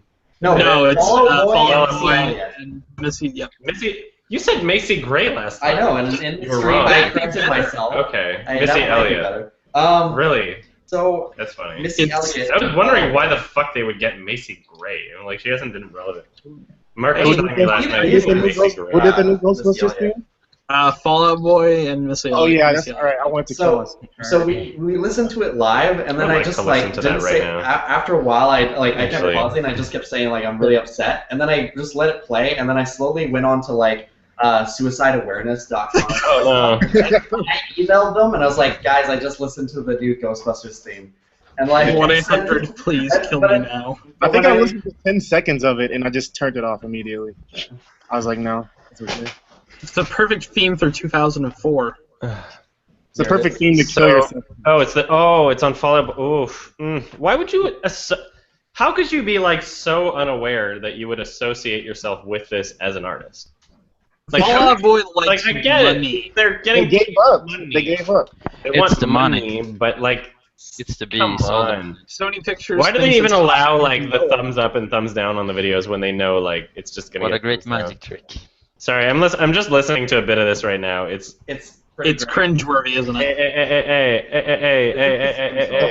The little respect Fallout Boy had. I'm not afraid. Is it like the exact same song? You know what it is, black and yellow. No, It's oh, really? It's like, I could never. Is it like a newly written song? Yes. Garbage. Those moves. I have Should I not go heard to- it yet. Should I go to spoken word of the lyrics if I really have to? turn up a bit. Gotta hear it. No, I mean the stream isn't gonna hear Blast it. I'm not recording the audio for my thing. Ooh, Sorry. You not want to get DMCA'd by Sony, man. That's all I wanted to hear. Okay, I'm done. You really don't need a DMCA from Sony, so I wouldn't do it. Yeah, I think that's the last thing they need is more money. Yeah, a couple pennies. Sony Pictures is really fucking weird and corrupt. I've said it before and I'll say it again. They don't make movies to make movies. They make movies so that you pay to watch an ad for their other products. Oh yeah. That's all it is. They don't The care only- what the movie is. They the just only want thing it to make it that you pay to watch an ad for their product. It's gonna have Sony product placements in it. It's not about the movie. The only movie they did recently that I actually quite enjoyed from them was Whiplash. That's kind of it. That was Sony Pictures Classic though, so it's not really One the same second. part of the company. Adam, He can't hear you. I'm sorry. Sorry. No, it's only Mark. One second. Mark, you suck. Fuck. I can hear you. Can you open the door? Why? Fuck you, Mark. Explain later. No. They didn't want the window open. Felix. Hey, live stream. How are we going? Good. Felix. Sorry. Okay, I can hear you now. Yeah. Okay. Sorry, what were you asking? If you want, I can buy this War of Mine and gift it to you. Oh, that'd be awesome. But I wouldn't recommend gifting me Steam games. Why not? Because I have this really bad habit of getting Steam games gifted from people and then never playing them, and then I just wind up feeling really good. I have exactly And And it's $5. like if it's like $5, then it's like you would it would be better if you spent that money on yourself. Honestly, I appreciate it, and I wouldn't refuse it if you gifted it to me. But Okay, then I will. I'm just No. saying, What's your Steam name? you can find it in the Cuckboy. about section on the Adam Plays YouTube. I So know. if you go I to the know. Adam Plays YouTube, you can find it in the about section there. Okay, I'll do Otherwise, it. it's too long to spell out. It's like I know one game I could gift you. It's pretty good. It's $19.99, but it's pretty good for the price. Gone Home. Have you heard of it? Oh yeah. It's the best game. Very positive reviews. I can't remember if I played that game or not. Yeah, I don't know. It's excellent. Polygon. I watch it daily and the review. Oof, baby. Oof. Oof. I feel like I've been saying oof a lot recently. Oof. Ooh, baby. Hey, Usually when Mark makes a really bad pun, I just say oof. What was it? We were talking something about there was drastic changes to the Good Dinosaur, and I said there's also Jurassic changes to this storyline, and and we all just laughed, but out of frustration. I didn't laugh. I Fuck specifically you. remember Well, not that's because laughing. you're not cool like me and Shay. So, maybe. You I- fuck. I shouted E.T. Go Home during the new Ninja Turtles movie. Why would you shout during a movie? Because they look like fucking E.T. Have you seen them? No, I would specifically not watch that movie.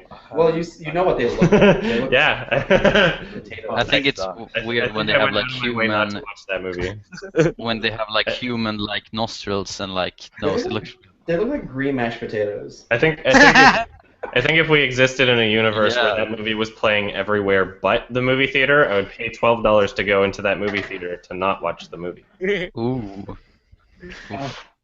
Is That's it, worth an oof. Is it too early to say I wish the Dark Knight shooter could have gone into Ninja Turtles? Stop. I'm sorry. Most of them were probably kids. You're awful. I'm You're so sorry. edgy. You're so edgy, Mark. Ooh, dude, When I get shut up in a movie theater, you're gonna regret making that joke. Statistically, it's more likely to happen if you go to a lot of movies. Yeah. You accept my well, friend how request? many shootings Sorry? have there been? You accept my friend request on Steam? I'm Lancaster. Are you asking if I already did? No, you can't. Can you? I just sent it. I don't know. I don't have Steam on this computer. You said I don't can't. know. Can he? I'm on my laptop right now. This is a Mac. You could I do know it through the. You Steam's could do it through possible, the browser. You just have to sign in. You just have to sign in on Steam. I don't want to do this right while we're doing the stream for Hangout. You gotta do can it. Be patient about it. No, negotiate. But with thank us. you. This is the priorities. Send The me art a of message later. negotiation, Donald Trump. Get your shit right. Yeah. I'm trying to remember. Felix, your name's not Felix, is it? Or is it? Are you the same person that I was thinking of? I'm trying to. I suck at like names, but I remember faces. But there's certain people that show up here that I've never seen faces of. That makes things more difficult. Yeah. But you're not the person I was thinking of. The person I was thinking of had a deeper voice. Somebody sent me something in the mail, and I wanted to thank them for it, but I don't think it was you. I don't think they're here today. I haven't sent anything in the mail now. Yeah. I'm trying to I don't remember their name, but I'm the same Felix Serif. It's the same thing Yes, in the yes. streams and all that shit. It's not me. it's difficult. Mr. Random Films, I do want to be a filmmaker. Oof, that's worth an oof. Adam, I do have a question for you. Yes. When will you be streaming Mighty Number 9? Oh, Never. Oh, stop. I made the mistake back and got my physical copy a couple days ago. Oh, you got why? I paid for the goddamn thing. Did you pre-order it? I did get the Kickstarter backer? $4 million. Wasn't it even more than that? Like about 3.82 around there, and then they got funding from Deep Silver, so about $8 million to make that game. Make that money. Huge Mega Man fan. And of course, my string of purchases recently also somehow included Resident Evil 6. So I don't understand how something can get that much support for saying it will be a spiritual successor to something. Does it have any kind of tie to successsul games whatsoever? Or is it just like random? Like I didn't do too much research into it. I'm kind of the creator is a guy who worked on some Mega Man games. Kenji Inafune. He also worked on the first and I think the second Dead Rising game. Oh. Yep. Okay. The thing is, he's not a bad director. He's done a lot in the industry. So what about it screwed up so bad that it's a very unfinished, unpolished. The DLC breaks the PlayStation 4 version of the game. Awesome. The Wii U version crashes the console nonstop. Oh my god. I think the best thing that came out of this was the Sonic tweet. Oh, that was funny. Sonic has a great Twitter account. Whoever runs that knows what's what. The thing is, I think Sega just doesn't give a fuck anymore. Yeah. They are they gave it to somebody, and nobody's like, nobody's watching over this person. For good reason. People are following it and actually care about it more than the Sonic games that came out recently. Remember when everybody thought Sonic was sexist for a week? Because the Sonic. I don't remember. That was hilarious. But it doesn't surprise me. You were like, oh, Sonic, you're so impressive. People are spurred wars, man. Chili dogs, gotta move fast. You're too slow. Texas. The chili dog is as oppressive as the eggplant emoji, and you just don't get it's a phallic symbol of male power. Chili dog is a symbol of power that he is using to be sexist. I send the eggplant emoji a lot with the squirt emoji. Yeah. It's Anything that's shaped like a penis is oppressive. Can't wait for the emoji movie. You would not believe the amount of things I've sent to my ex-girlfriends with those emojis. People think I don't that, know if I've ever sent feminists emojis. Make, Send me with your eggplant. Jesus I'm sorry, Mark. Jesus. There's You definitely gotta gonna be. just like do it with Okay, then I'll confidence. bulldoze over. Please. I'll scream. Yes. There's going to be an eggplant joke in the emoji movie, guaranteed. I'm not surprised. I- Like a There's sexual going to be an innuendo of eggplant some joke sort. in the fucking Seth Rogen food movie, probably. What the hell is an emoji movie? It's a You know movie something? about emojis. Send me those peaches and those eggplants. What's an emoji? Isn't it by Those Sony are as well? those are both produced by Sony. I know. Sony just like is awful when it comes to movies. They don't give a shit. They got fucking Yeah. Tom Rothman in there now, and Rothman's Reign of Terror fucking killed Fox for a few years. Oh my God! Yes, you're right. Yep. He's like the fucking. He's the biggest piece of shit to come out of Fox, and now he's working for Sony. It's like. Yep. It's like pottery, man. They're not. Sony doesn't make movies to make good movies. They make movies money. to put their advertisements in a theater where people It pay comes to to see their money. advertisements. It's It's ingenious. It's not like because if you have a Sony product you want to advertise. If you want to advertise your new phone, your new laptop, your PS4, or whatever, PS3. you want to advertise Oh, all those God, things in PS3. Blu-ray. I bet there's going to be like advertisement for like 4K Blu-ray and Ghostbusters. If you want to advertise these things as Sony, you have the option of like paying hundreds of millions of dollars to put your ads on TV, buses, newspapers, online, whatever, or you can pay hundreds of millions of dollars to put your ads into a movie, and then people will pay to see it, and you'll make that money, maybe some of it, maybe all of it, maybe more than that. You'll make that money back by showing people an ad. It's just a really indirect and convoluted way of making people pay to watch an ad. That's all it is. That's all that Sony's doing.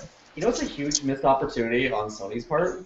The fact that they didn't buy the rights to the My Little Pony movie or like that, and they backed it. No, like hear me out. Like they had the My Little Sony. They had exactly. They had the biggest missed opportunity to write Pony on every one of their TVs. Pony. I don't know where you're going. Yeah, that's a good campaign. They could write. It's like it's a Sony product, but it's just a P instead of an S. Yeah. They The should rise of the change Bronx. the Pony Let me use my Pony. just Period. Tom Good idea, Rothman. Mark. the Pitch it. Bronx. You can. Blew my mind. Exactly. Hi, Lord Faust. I want my life back. They changed Ponyville to Sonyville, Ugh. and they instead of every pony they say every Sony. Great collab. My Little Sony. And all of their cutie marks are Sony products. It's like there's like Twilight has a Blu-ray symbol tattooed Like on the her ponies ass. would be on Isn't like it fucking Bible. weird? My bio. Can we talk about how weird it is that there's like this gigantic Where's my bio? toy/cartoon company that's marketed towards little Where's my children, where like the main the differentiating feature on all the characters is what tattoo they have on their ass. Is it Isn't that tramp weird? stamp? Yeah, they all like they're literal like they're all that these weird? horses with tattoos on their ass, and it's for kids. Oh, you Think about it. My cutie mark. They're like little girls are always gonna grow been up that and be way, like, I want a cutie mark that Sure. says They already never do. afraid, right on my ass. Yay, tramp stamps. It already exists. Exactly. Girls already have That's where it. you brand them. That's why. That's where you brand. That's the kind of fucking funny mark. too. Yeah. My cutie Anytime mark. I pin if a girl can wear Okay. Hey, Adam, are you planning on seeing the Neon Demon? Yes, whenever I can. I don't like. I checked in. It doesn't seem to be playing anywhere locally right now. That sucks. I know it's probably like right at my movie theater in I Ames. would be seeing it if it was here, but I don't. Shit, thank you for I don't see reminding it me. anywhere. Yeah, And, sometimes also- things aren't as released in Canada, even in the best place for Canada that you could be watching movies. Like, Yeah. The thing is, Refn. Midwest here, you can't find shit most of the time for Yeah. like, a major release. Yeah, Well, exactly. You I have to live be in living Michigan. in like super arts capitals of North America to get really good movie selection. I feel like we do have great movie selection here for theaters, but like just recently, it's been kind of stagnant. Also because there haven't been that many good movies that have been in theaters recently. Oh God. I think Excuse me. Right here in like Sweden, we're gonna have Thomas Winterberg's new film. Oh shit! Can't wait. Yeah, The Commune, less than a month, I think, here in Sweden. I think Adam, I think you should give like Popstar a chance. Like I've seen it and I thought it was. No. Like you haven't. How do? It's funny. It's very funny. I don't believe you. It's like a really good mockumentary. I think if you see it, you will like it. I think I'm not gonna see it in theaters, but when you think of it, I'll give it a it's chance. Black Dynamite. I mean, My only biggest problem with it is I'm not really a fan of Judd Apatow anymore. Is it by mean, Judd Apatow? I've never been a fan of him, really. Ooh, fuck. Trainwreck was awful. Oh God, yes it was. Trainwreck was like one of the worst movies I've ever seen. Trainwreck was a train wreck. Exactly. Have you Only thing seen I really his liked from him- actual like TV show? Have you Sorry? watched it? What TV show? It's so bad. What are you talking about? Her TV show that she has, Amy Oh, Schumer. Amy Schumer. Oh, Inside Amy Schumer. Yeah, Ha, I get hate it. It's so bad. Get it? Cause she's a slut. Dude, I have It's a just- LMAO. So But you're not allowed to joke about it because you're male. Oh, okay, I'm sorry. Oh yeah. You don't know my I heard her gender. in prison. Oh. But there's these two skits that I watched. This one where she's like, "Oh, I can't go to the bathroom to use my tampon without all my office workers seeing me." So what? She buys a saxophone and she puts the tampon into the saxophone hole, and she's just like, "Oh, I'm so cool now. I'm playing saxophone," and that's the whole skit, and that's. I don't trying to be even. funny. I don't get it. We don't even funny. need to be having a conversation listing off things that happened in Amy Schumer films or TV So shows. stupid. I think we all was pretty just much just invented know it's drinking garbage.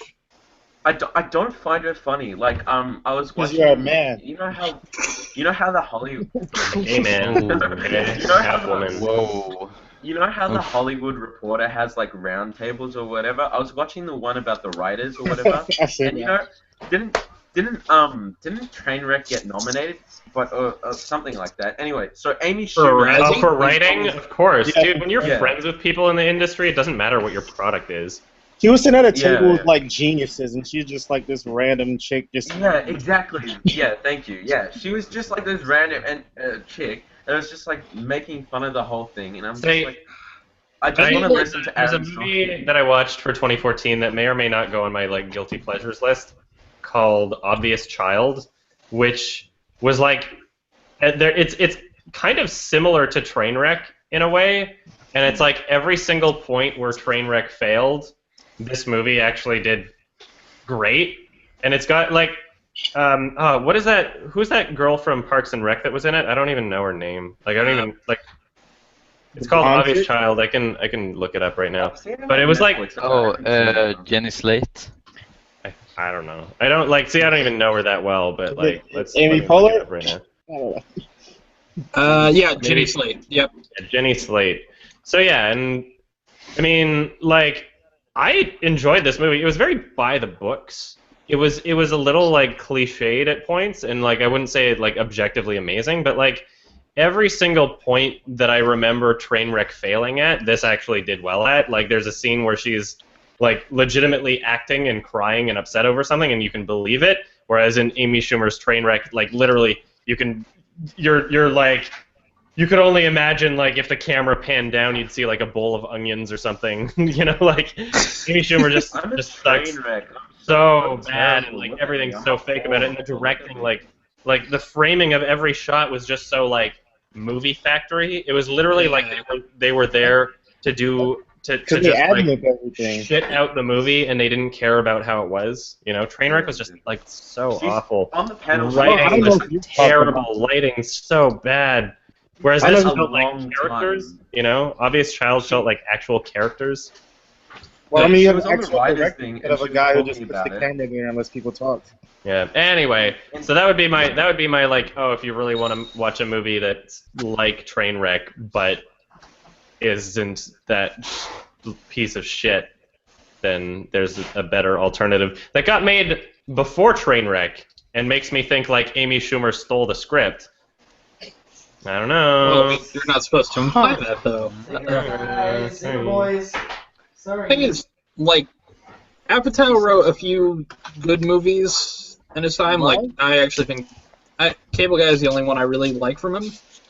That was fucking I think the there's- 90s. It's like It was, yeah. average. He makes like average movies. Like they're by the Yeah. books. They're just comedy. Like Did he they're direct? they're like couch potato movies. You know what I mean? And it's Turn just your brain annoying. off. Yeah, exactly. Turn your It's dick so off, dumb. more like. People are like, oh, Sets just my brain enjoy on it. fire. Like, whenever I'm watching a movie and someone gets annoyed at me, like critiquing it or like talking about how shit it is or something, We talked it's like, about it in the oh, movie.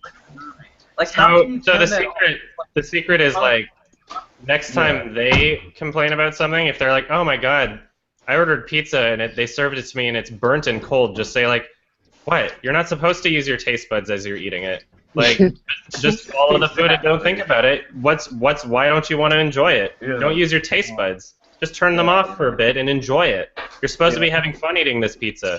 It doesn't matter if it's burnt or cold. Yeah. That's the Fuck same off. problem. I've seen like London Has Fallen with somebody. Such a good example. They just they were mad because I thought London Has Fallen was shit, and I just kept talking about how shit it was, and they're like, it doesn't matter if it's shit. I was like, yeah, it does. It's garbage. It doesn't matter if I shit in the brownies. You're screwed. There is a standard. You know what I mean? There should be a standard, and people are just like, oh, I'm just gonna shit out. Like these movies are gonna make millions of dollars, and I don't give a fuck. And like, what is the point of a life that just says, oh, I'm just gonna make a lot of money, but I'm gonna make these shit films? Why wouldn't you just make it? The money. Making a lot of money. There's most people who have jobs of any kind don't do it for like what they're doing. They do it for the money. Yeah. And there's no industry that like is exempt from that. There's always going to be like filled and populated with people who are just only interested in making money, and that's it. So it would just be a matter of supporting things you like and trying to be the change that you want to see. You know. Yeah, you also gotta think like every director isn't trying to be an artist. Like Judd Apatow isn't worried about how, like if he's gonna be remembered as a classic director. He's like there to make what he thinks is funny movies and then make another funny movie. I think there's hang out with They're not funny. So I mean, if he's funny, that's why I said what he thinks is funny. I don't even know if he believes Trainwreck was funny. I think there's a difference between making a movie that's supposed to be artful or like your own vision, and there's a entertaining. Like I was watching this interview and Peter Jackson's like, "Oh, I'm an entertainer. I'm not an artist. I'm just trying to make a good film." Like that's what he was talking about The Hobbit. He's just like, "I want to entertain the fans and everything like that." And I think that's true. Like there's a difference between making like an art like a piece of art and entertaining someone. Yeah, that's what David Fincher says. He said he makes two different kinds of movies. Like, well, he makes movies and he makes films. He said that's the difference between the movies that he makes, in a sense. Yeah. Yeah. Like you can say like Panic Room is a movie and like maybe Fight Club is a film or something like that. I think the best. I've thought about this a long time, but I think the best movies like combine them. You know what I mean? Like, if you're too over the top artsy, it can become really pretentious and become like over the top, you know what I mean? But if you're too much entertainment, everybody has like a threshold. Yeah. You know, like if you expose yourself to like the more extreme examples of artsy, I'm actually considering working on a video for like a list of movies that I consider to be like past that point. So. That Jean Delman movie of like her cleaning her house for 3.5 hours, like I would include that and still say like I still think it's a good movie, but it's not a movie that you want to watch several times, or like just try to give it credit in terms of its own artistic merit, but still acknowledge like, okay, if you're looking for your movie to be accepted as entertainment, then this is not what you do. There's a movie called Shirin, I think is the title. And it's directed by Abos Kiarostami, who did Like Someone in Love and Certified Copy and a couple other ones like Close Up and I think Taste of Cherry that I haven't seen. But he's a great director, and he decided to make this movie in 2008 called Shirin. And literally, it's like the entire movie is shots of famous French female actors' faces, for brief periods of time as they're reacting to a theoretical play or film that they're watching as they're sitting in an audience. So you hear this entire story happening that like doesn't even really matter, but the entire movie is just them reacting to it, and it's like, what were you even really going for? Like, it's not poorly shot, and it's like the performances aren't bad, but it's like, what were you really trying to do there? You know, like what was this that you decided was a reason to make this film? That and sounds maybe like that's Shia LaBeouf on like steroids. Like Yeah. you know how he's watching the movies. Yeah, exactly. Like, so that would be something that I would include on this list, or like Empire by Andy Warhol, which is literally just like an 8-hour-long shot of the Empire State Building, and that's his then movie. the famous sleeping one where he just films his friends sleeping. I don't even know, and so did they make like, fun of like I that think- in like in Her? You know, like the scene where his like friend was like showing his like experimental art Oh, film. of course. Yeah, exactly. Yeah. That was fun.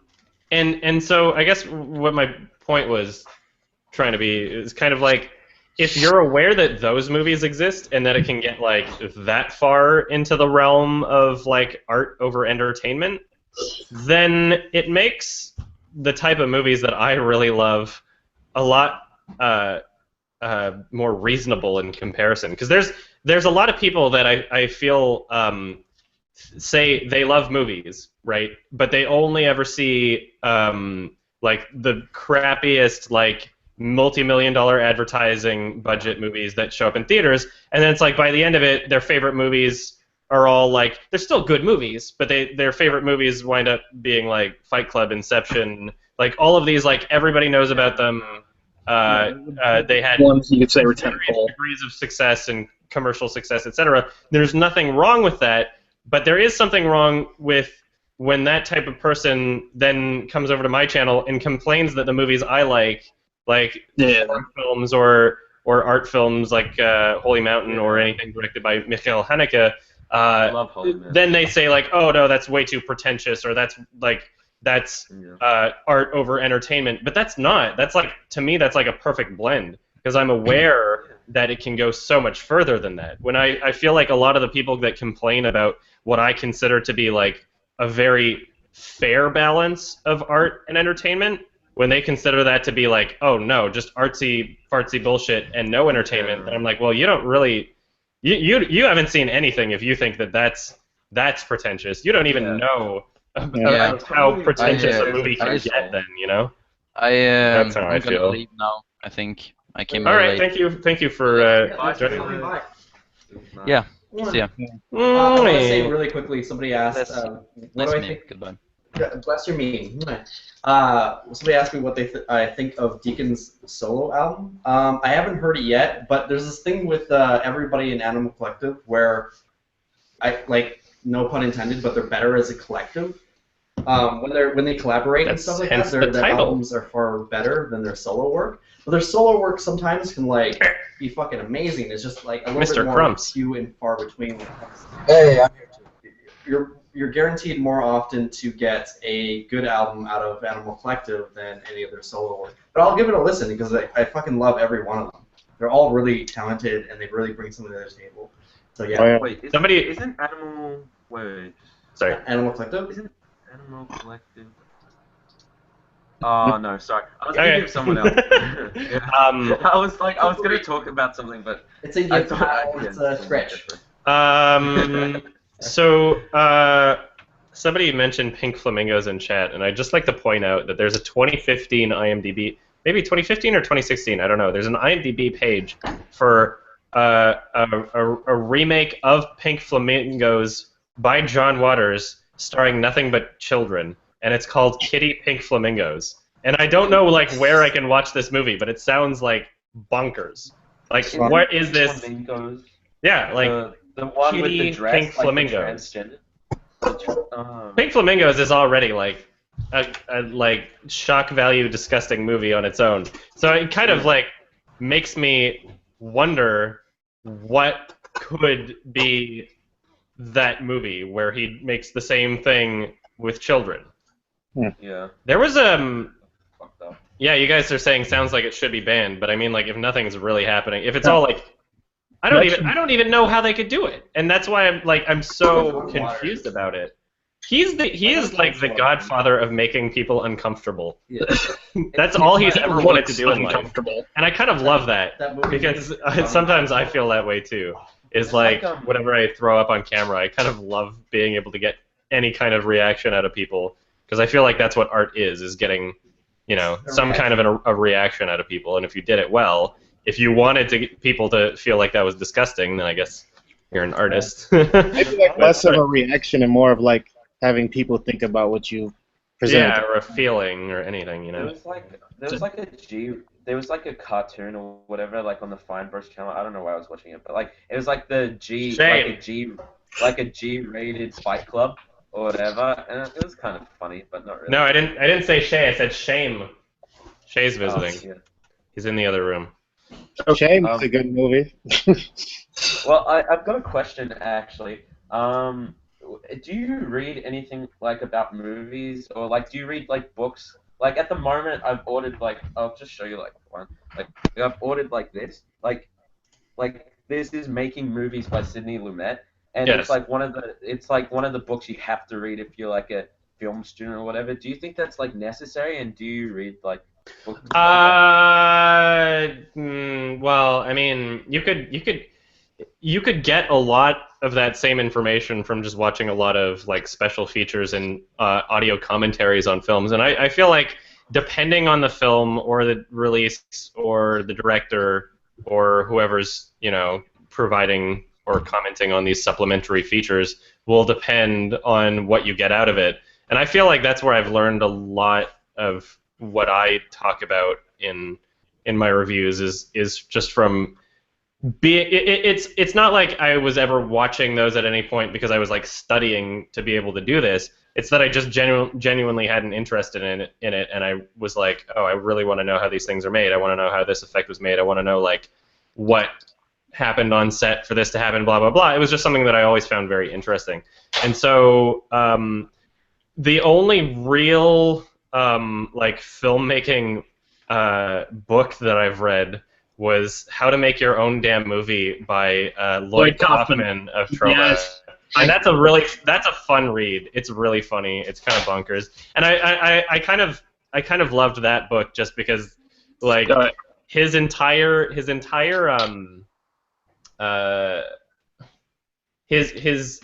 don't know if I want to say mantra, his entire outlook, whatever. His idea is quantity over quality.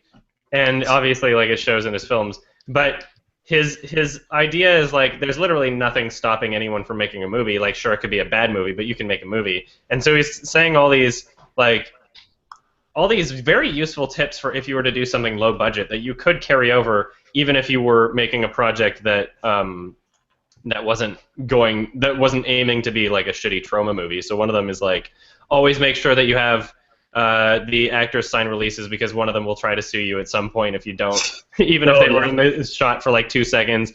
And then he also said if you're doing the casting process and somebody has to get nude for the film, make them strip in front of you during the casting process, because if they won't do it then they won't do it in the movie. I'm like, that's useful information. That's smart, right? Like you can apply that to anything if you're just doing your own indie low budget thing. But a lot of it was also like all these hilarious stories of just things that happen on set.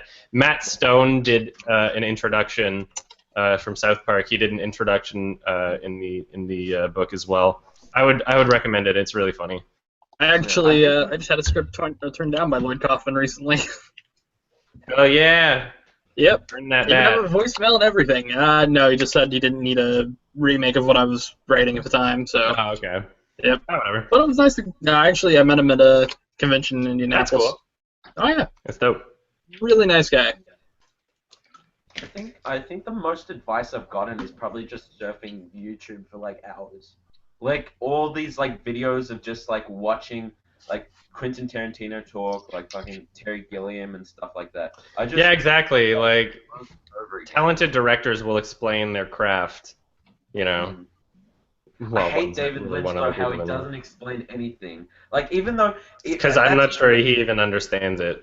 Yeah. No, like I love his films, but like I just want him to talk about like what he did on the film. I don't want to really know about the film. It's because he hates his audience members and he hates people that aren't him. You scum! I will never let you know. You're too stupid to understand it. We don't want Mark to fall. I mean, we don't want Adam to fall into another David Lynch, right? I'm avoiding it. I've really recently watching all these films. Like I watched Mulholland Drive. I've been watching Twin Peaks, and I really liked it. But just all the interviews he has is just like fucking shit. Like he just doesn't talk about anything.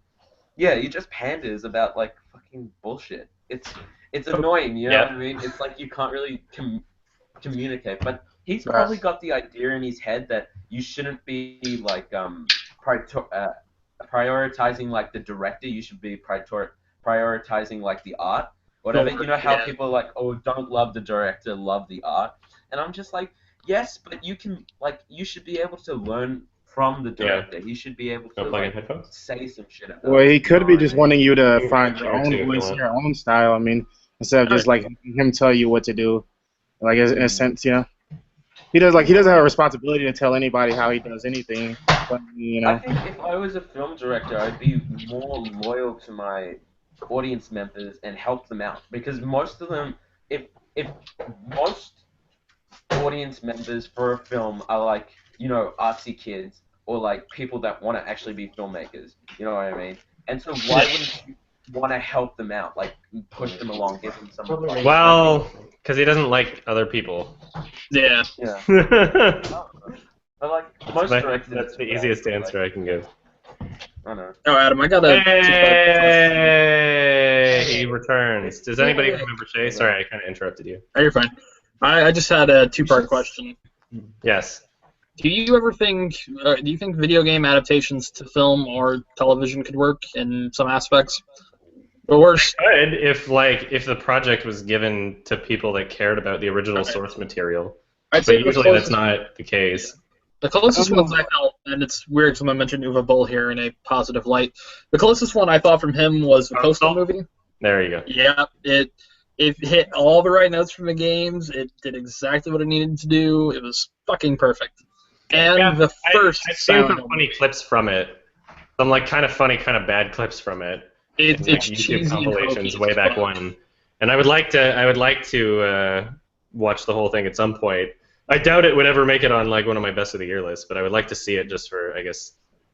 It's a complete contrast to The House of the Dead and Alone in the Dark, and it's fucking weird because those were awful, and this one's actually shot competently, which is high praise for Uwe Boll.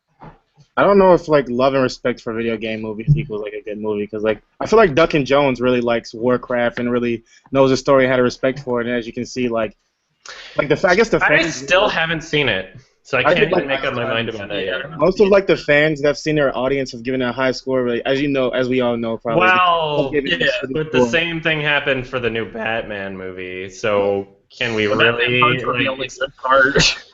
Yeah. If it means anything, I tend to agree more with like the critical Metacritic review than I do like the IMDb user review. Like, have you ever played like Warcraft? Because like I mean that could add to this. No, I played StarCraft though, but I know it's not the same. Different lore. Yeah. There's a story. There's narrative content, my man. It's a massive story. There's no way like it would take like.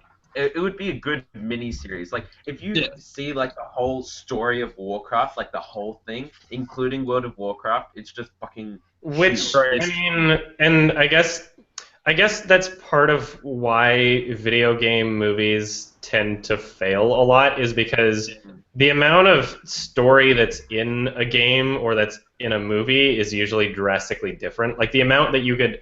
A game isn't, like, 2 hours long, right? And so if you're going to include every detail about like the lore and the universe from an experience that one could spend like 60 hours learning everything and then try and condense it into like a 2.5-hour film, like there's going to be some issues. You're going to have to decide what is most important to show. You know, you're going to have to decide like what are the absolute necessities. So if somebody decided to make a Halo movie and decided to recreate the first game in terms of story elements, I think that could work. I think that could, like, the story is simple enough.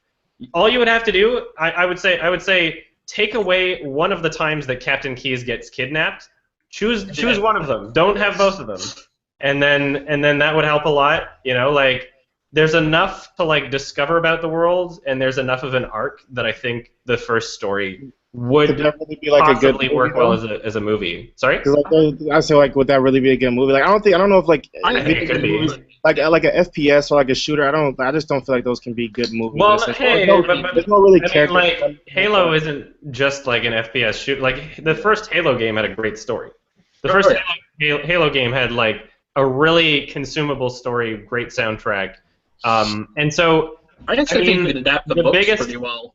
Sorry. I think you could adapt the books pretty well. There was. Oh yeah, like there's enough lore in the books too. Like you could even do a prequel or some shit. Even just a story in the universe. I think that the Halo universe could have a decent story. Although, I mean, I would prefer for it to be kept within like the universe as the first game is, because I feel like the universe kind of like got more inconsistent as it went along. I'd say after 4 it starts to break apart and go into some weird bullshit. Yeah, but all I'm saying is like I think that it could be done, given like proper care, proper thought and care, and I don't know that video game. As long as they give it to someone like Neil Breen, I think that he could do a really good job. You know, fuck yes, let's fund it. Yeah. Screw Neil Blomkamp, we got Neil Breen. Yeah, like Neil Breen. The new Neil B is in town. And then like Sony can give him a whole bunch of Vaio laptops. Millions of laptops are just. Yeah, he can get like a whole bunch of like Vaio laptops and then future Windows phones, and then everything will be good. Yes. He gets on the Covenant ship. He makes out with like his girlfriend for 20 minutes, and he's like, "I'm hacking into the alien database." It's like I'm exposing them and their secrets. It's like, and then no more books, and he throws a book at like a fucking hunter, and it dies instantly. And the book is like a Sony book. It falls into a pit of laptops and explodes. And then as it explodes, you see like laptop covers shoot at the screen. It's like Vaio. So, you gotta get all that product. Budget. This is where it came from. Yeah, Breen needs some Sony money. Yeah, the Sony ones are the indestructible laptops. Every other laptop breaks. Everybody knows. Breen, like a couple iMacs of why won't it break? It's just too well made. Sony, they're so good. He tries to destroy it with like a Sony phone and like shoots them both at each other, and it creates like a space-time continuum in this vortex. And then he gets comics, and he has a lot of Pepto-Bismol. Yes. The Master Chief has to take out documents from his dad's briefcase while that one shitty song is playing. Yes. For you. And then when he opens up the briefcase, it's just the same shot 8 times in a row. I'm opening the briefcase from different angles. Yes. So, and then, you know, red wire with the little bobby pins. I'm feeling less stable. And he can make a whole suit out of RAM. Yes. Gwen Stacy will fall from the clock tower. He'll open up his briefcase and there'll be a clock in there. I'm gonna piss. I'll be right back. I'm gonna refill my water. Say, do any of you guys remember Shay? Are you guys like? Yeah. Oh, I do. Yeah, Sorry. he's visiting from out of town. He hasn't been living in the same city for a while, but I'll be back in like a couple minutes. BRB. Ask away. G'day, mate. G'day, mate. Shrimp on the barbie. Shut up, you racist. Trigger. No, I'm not racist. I'm actually Australian. So You are a fucking scum. You hear can be me? racist against Australians if you're Australian. G'day, mate. Yeah, you wanna buy some Vegemite from the Armo, mate? From the Armo.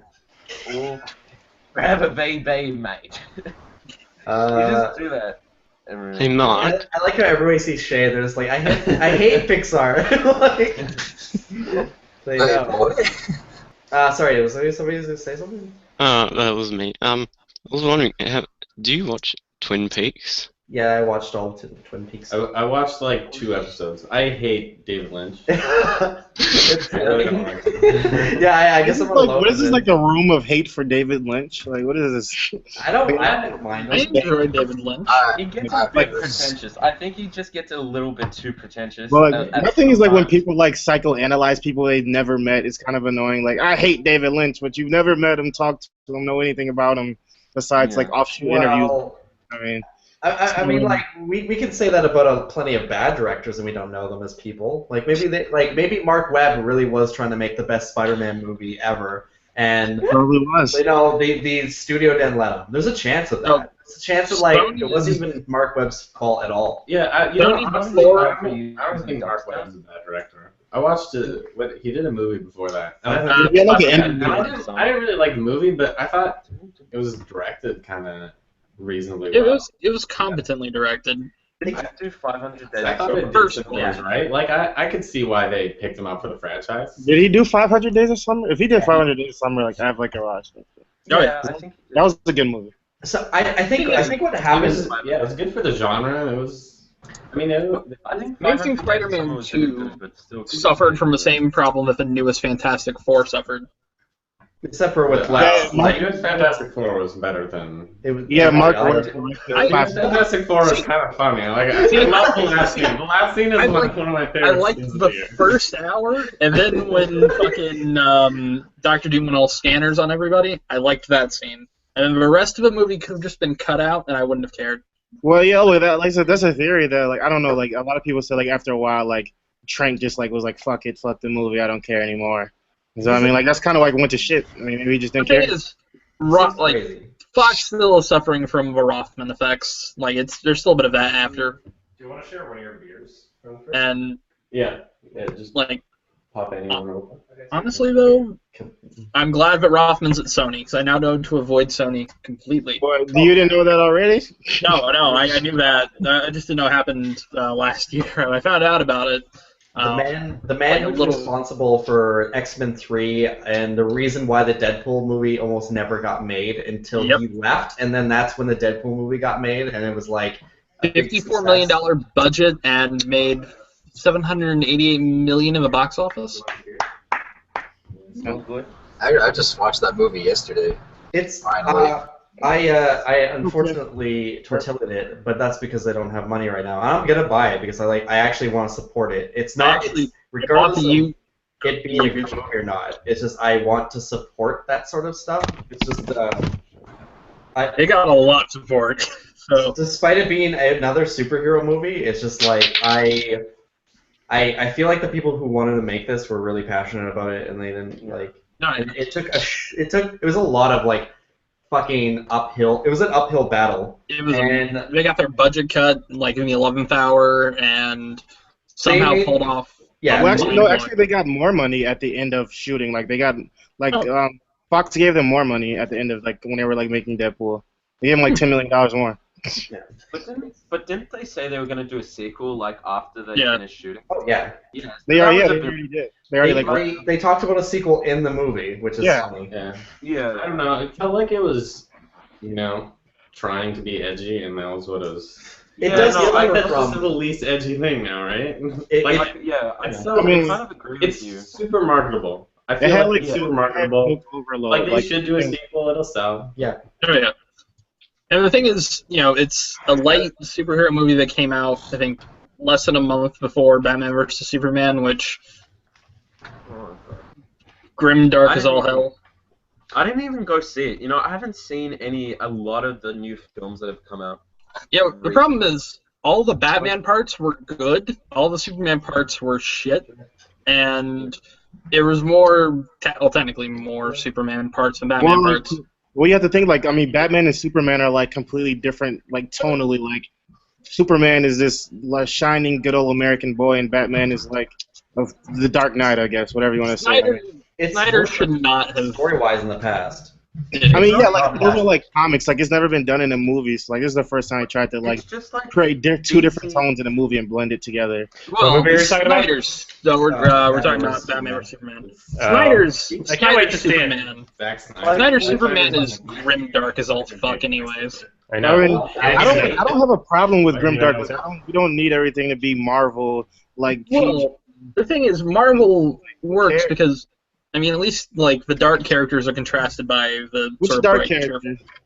Hey, Ronan the Accuser. There you Black go. Panther?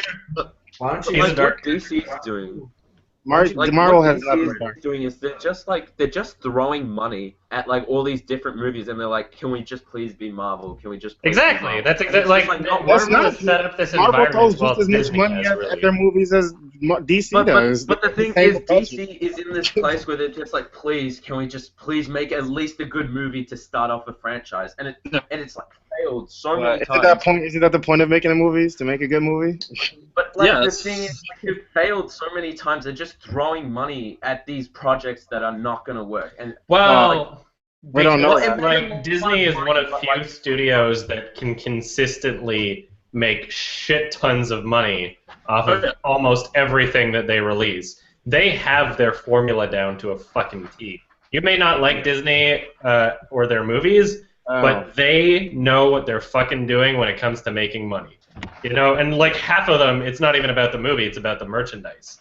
Like they're making shit tons of money off of everything that they're doing right now. The only like unsuccessful movie they've released in the past like 5 years was like that one with Alice in Wonderland. I mean, the new Alice movie. It's not gonna be. Is that Disney? That was Disney. Yep. Oh, The new Alice movie? Yeah, the first one made like $1 billion, but this one hasn't even made like. They're like they've got their hands on like every single blockbuster gigantic film being released in the next like 5 years. They have like pretty much. They have their fingers in every butthole now. Yeah. They have a formula down packed to how to like. They can make good animated movies. They can make good blockbuster movies. Like they just have like. They have the forms of media that people want to see, like animated and blockbusters, down to like a T. So they're slowly getting a monopoly. They are the formula. Yeah, They like I mean, are like the formula. Zootopia. Like Zootopia isn't something amazing, but it's like it's good enough to be like, yeah, it's good. So like you can't It's say good enough that like everybody loves it. Most Disney movies like they are know like that nowadays. They're just good enough. they are very calculated and they almost deserve all that money. But they just give you what you want. They the give you problem what they want. doesn't lie with Disney making these films. The problem lies with people paying to see them and giving them that money.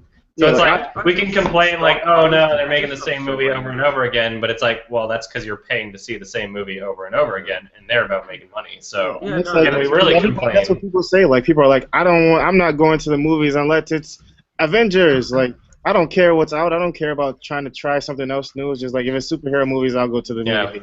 That's it. I haven't been watching any of the new movies. Like I just can't. You know, I can't sit there. Like in Australia, especially, it's like it's ridiculous. Too It's many like bingos in the $17 theater. for a movie. Yeah, They're it's taking just all the babies.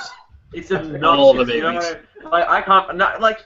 Okay, $17 is not too bad, but like I just don't want to pay that for like a shitty film when I can like pay $17 for a good Blu-ray. You know what I mean? Like I don't want to go. I feel the same way, and I'm one of very few review channels that makes reviews on like current movies in theaters that is doing it for a living, but also pretty much just doesn't see anything that I don't think I'll get any kind of enjoyment out of it. Whenever in the rare occasion where I see like an absolutely horrendous movie and I make a video about it that was in theaters, it's because I thought it was going to be funny. Amazing Spider-Man 2. I wanted to see Spider-Man. I'm a fan of Spider-Man, and I thought even if it's shit, I'll enjoy it, and I did, and it was hilarious. Jupiter Ascending. I was like, well, this is going to be really funny, and I was right. It was awesome. It was hilarious. After and the first Matrix. Like, I don't feel obligated to spend my money on things that I know I'm not going to enjoy, and I feel like I don't know, as much as a big movie comes out like Batman versus Superman, and there's tons of people that are dying to hear my opinion on it, and I probably make a crap ton of views and decent ad revenue off of making those videos and jumping on those bandwagons. It's like I would rather just be working on the bigger projects and not spending all my time watching every single movie in theaters, and only give money to things that I feel like I'd actually get some sort of entertainment out of. Now, I just feel like as movie fans, I feel like I don't like to subscribe to the I don't go to the movie theater thing, because there are movies like indie movies that are good that like deserve people to go to that movie theater to see. Like even if you buy a Blu-ray, like that's like good, but like studios don't care about if you buy the Blu-ray at the time. Like if they're not getting any money off indie movies at the theaters, they're just gonna stop dropping indie movies. Like it's just all exactly like vote with your wallet and vote like very Green wisely, because like we Green don't Room have is really infinite money. Like No. the only movies that I buy are like really movies that I can't go like. You can watch any movie if you really look online, right? And the thing is, you can vote Some for are really tough to find. like which movie I've you seen want it. to support. And like the Puppies and the like Velvet if I Tail. can't find a movie online, I just buy the Blu-ray, and that's the easiest thing for me to do. I'd rather go watch an old movie instead of a new one that I'm not gonna enjoy, and I'm gonna have wasted my money and had a shit time. I think like indie movies need better marketing because like I seen The Lobster. Well, that's the whole point. Yeah, I've seen that. It's like the more money something has, then the more marketing like, they even have. like besides money, it's like you know, I seen The Lobster. unless last it's Oscar bait, doesn't really have that much of a chance of getting marketed that well. But the thing It's is, like, I had like people tell me that they want to see The Lobster, and that doesn't have like amazing like advertising for money, but it's like people are like, wow, this trailer is interesting. Like, what We is this movie live about? in a great point for promotion because of the internet, and because like now an advertising campaign is like release your video on YouTube, and there's some films out there like The Lobster that if it looks like a funny, wacky, quirky enough concept that people think that they'll like, and they're like, oh, I haven't seen this before, this looks new, I want to see this, I like the actors, whatever, it'll flourish on its own. You know, you don't necessarily have to have a gigantic advertising budget. And then if the trailer does well on its own on YouTube independently, then the distributors are more likely to spend advertising dollars for real advertisements in other theaters, et cetera, et cetera. We live in a good enough time where like these things can get successful enough on their own. However, I would say that in terms of industries, it does favor video games much more than it favors films. Video games that are small, independent, and are enjoyable things that people would want to play, those are much more likely to become gigantic successes than films that do the same thing. Because Like also, Finding like, with Life, video games, you can watch somebody play the whole thing on YouTube, and there's a level of like, oh, I can basically see what the entire experience would be. Whereas films and trailers, nobody trusts a trailer. Nobody trusts a trailer, and people don't really know exactly what to look for in a trailer in terms of like, will this movie be good or will it be shit? For the most part, I think most people, when they see a trailer, all they're thinking of is like all the other times where they've been massively disappointed, or like where the trailer hasn't, you know, accurately portrayed what they thought the film would be. Yeah. And I think that kind of hurts films in a way, because we don't have that same level of try it before you buy it as we do with video games, where you can literally watch a Let's Player do the whole thing and be like, oh, you know what, this looks really fucking cool, and know exactly what the game's going to be, and then try it for yourself. We don't have that with films, and I think it's hurting the industry in a way where video games are much more likely to become independent successes. That's why I feel like you gotta. Let me say something really quick, and I'll let you get back to it. I'm gonna let you finish. It's just that's like there's like three major things that people say when it comes to trailers. It's either it revealed too much, too little, or it didn't meet their not enough side boob. Didn't meet their expectations. But it was a different film than what was presented in that trailer, and that's like the three major things you hear in like all the comments and all the feedback from like consumers, and that's kind of sad that that's basically what trailers have become. They're either one of those three things half the time. I find that I know enough of what I want to look for, or what I should look for in a trailer at this point, that I'm very rarely ever surprised. Very, very rarely in terms of like what I think it is from the trailer and what I wind up getting. But anyway, you were saying. I was just saying, I feel like there's like need to be like more of a happy medium, because like trailers nowadays, like trailers feel like they have to give you the best joke in the movie. Like every best joke in the movie needs to be in a trailer. That's something you have to be completely aware of for like big budget comedies. Is like, if you thought the trailer was kind of funny and it's a big studio movie and it's a comedy, then the movie's gonna be shit. Unless you think the trailer is like outrageous, or like every single thing about it is like, oh, I really want to see this. If you think the trailer's all right, you have to understand they showed literally every best part of the movie in that trailer, because it's a big budget studio movie, and that's how they do it. That's how they sell their comedy films, is they want the best jokes to be in the trailer. And that's like Zootopia. They did it like that fucking sloth thing got done to death.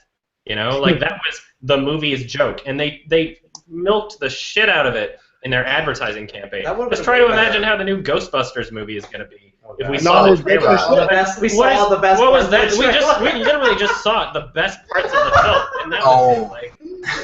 Like just try to imagine how the movie's gonna be. Those trailers made me. That was like that was sitting on the couch. That was the marketing team trying to find the best parts of the film to sell it to an audience to make them want to see the film, and that's what we got. Like you just have to be aware of that. Whereas all the people who are defending that movie will say things like, oh, but the trailer doesn't show the whole movie. There could be some really great parts. No, there won't be. That's how you advertise a big budget movie, is you take the best fucking parts. There's not going to be a funnier joke in the movie than what was in the trailer. That's not how it works. Or you just lie to people. Yeah, it's like, oh, if the rest of the movie is just like actual supreme 10 out of 10 well-written comedy, then you shouldn't watch the movie anyway, because Sony and their marketing team is a bunch of fucking idiots. Like, literally, if you want to shoot yourself in the foot with your trailer, do it, and I won't watch your movie. You don't deserve to have your movie seen if you're going to market it that way. If you're just lying to people, like, you don't know what the fuck you're doing. Anyway, sorry, I kind of... Oh yeah, like, and with like the lying thing, I think that's similar to horror movies. Like I saw Crimson Peak and I thought it was okay. Like I thought it was a decent movie. But like people are like, I thought Crimson Peak was gonna be scary slasher movie, but it wasn't. No, yeah, the trailer didn't imply that. It's like that Drive thing. Remember where the lady sued the Nicholas? Oh yeah, that was funny. Yeah, that was so dumb. I thought it was gonna be Fast and Furious. Why did they sue over Only God Forgives? That trailer was really misleading. I doubt they would have seen that. I doubt like single mom from Florida was about to see like Only God Forgives, you know. I thought it was a Christian movie. I thought it was a movie about somebody dying and God saving them. Only God Forgives. Yo. I forgot where this it was. guy's God, and he only forgives, and only God does forgive. I want to come back to the indie thing because in Australia, really, like, if you want to see an indie movie, it's such a pretentious circle jerk, right? Oh it's yeah, like, of course. You just Dude. There's only certain theaters, right? And then you go there and they're like, okay, $25 for a ticket, and then everything is like super fucking expensive. No, I'm not even kidding. For these like artsy, indie films, the only way you can see is that like 25 American dollars or like Australian? The Australian dollar is like pretty much on par with the Canadian dollar, if that helps anybody. It's like pretty much just a 1-to-1. But anyway, go on. Like it's just crazy. It's like the only way you can see if the only way you can see a standard film or a good film is paying a lot of money, and then if you want to pay cheaper, you have to go to these big budget films that are just like couch potato fuckfest. Right? Yeah, do you want the $9 salad from McDonald's, or do you want the $1 hamburger? Yeah, right. Yeah. It's everywhere. It's so true. It's just like it's really hard. Yeah, as you said, it's really hard to have a happy medium, and that pisses me off. Yeah, it's I don't know. It depends on where you are located, because right now in Vancouver, it's really easy to find like independent movies that I would have on my radar, and they're the same price as any like big budget movie. In fact, usually cheaper, because when I see a gigantic big budget Hollywood blockbuster, they're usually trying to sell it in the 3D AVX theaters and charge me like $6 more just for having like apparently better sound and reserved seating. I love reserved seating, but like the 3D, no, you shouldn't have to pay an extra like $3 for that 3D. It's not that good. It's fucking passive 3D too. But anyway, I mean, yeah, there's options out here, even though, sometimes I find myself frustrated with like certain films that don't get distributed as well. Yeah. Don't know when I'm going to see Neon Demon. I'm pretty sure I had the same issue with Only God Forgives. I'm pretty sure the first time I saw it, it was when it was already on like digital download, and I never actually got to see it in theaters. I'm pretty sure the exact same thing happened. Like, oh yeah, like the trailer for Neon Demon, like it kind of like confused me because like I thought it was gonna be something different than what I didn't even see the full trailer. I saw the first 20 seconds, and then I was like, you know what? I'm gonna see this movie either way, and I didn't watch the trailer. Yeah. Well, I guess I won't see, like, yeah, I don't know. Because the new trailers kind of tell you more what it's about, and like I didn't think it was about that, but I still think I'll see it just because like I've heard it has like really good technical aspects and really different. Yeah, exactly. It's like I kind of know how the reviews are for Neon Demon, and I kind of think that I know what to expect. And still, it's like with Nicholas Winding Refn, I don't feel like I regretted watching Only God Forgives, even though I kind of hated it. You know, at least I watched it and I was like, you know what, some of this is really well shot, and like the cinematography is one of the selling points, and it's like even if it's dumb and full of itself, I can at least appreciate certain parts about it, and I'll at least be seeing something that's not, you know, anything else I could be seeing in theaters at this moment. I could be seeing something that it feels different, and that alone is enough for me to be like, you know what, okay, it's worth it. So I'm still like, if I can see Neon Demon in theaters, I'll do it. All right, so I think he's a really great director. Yeah.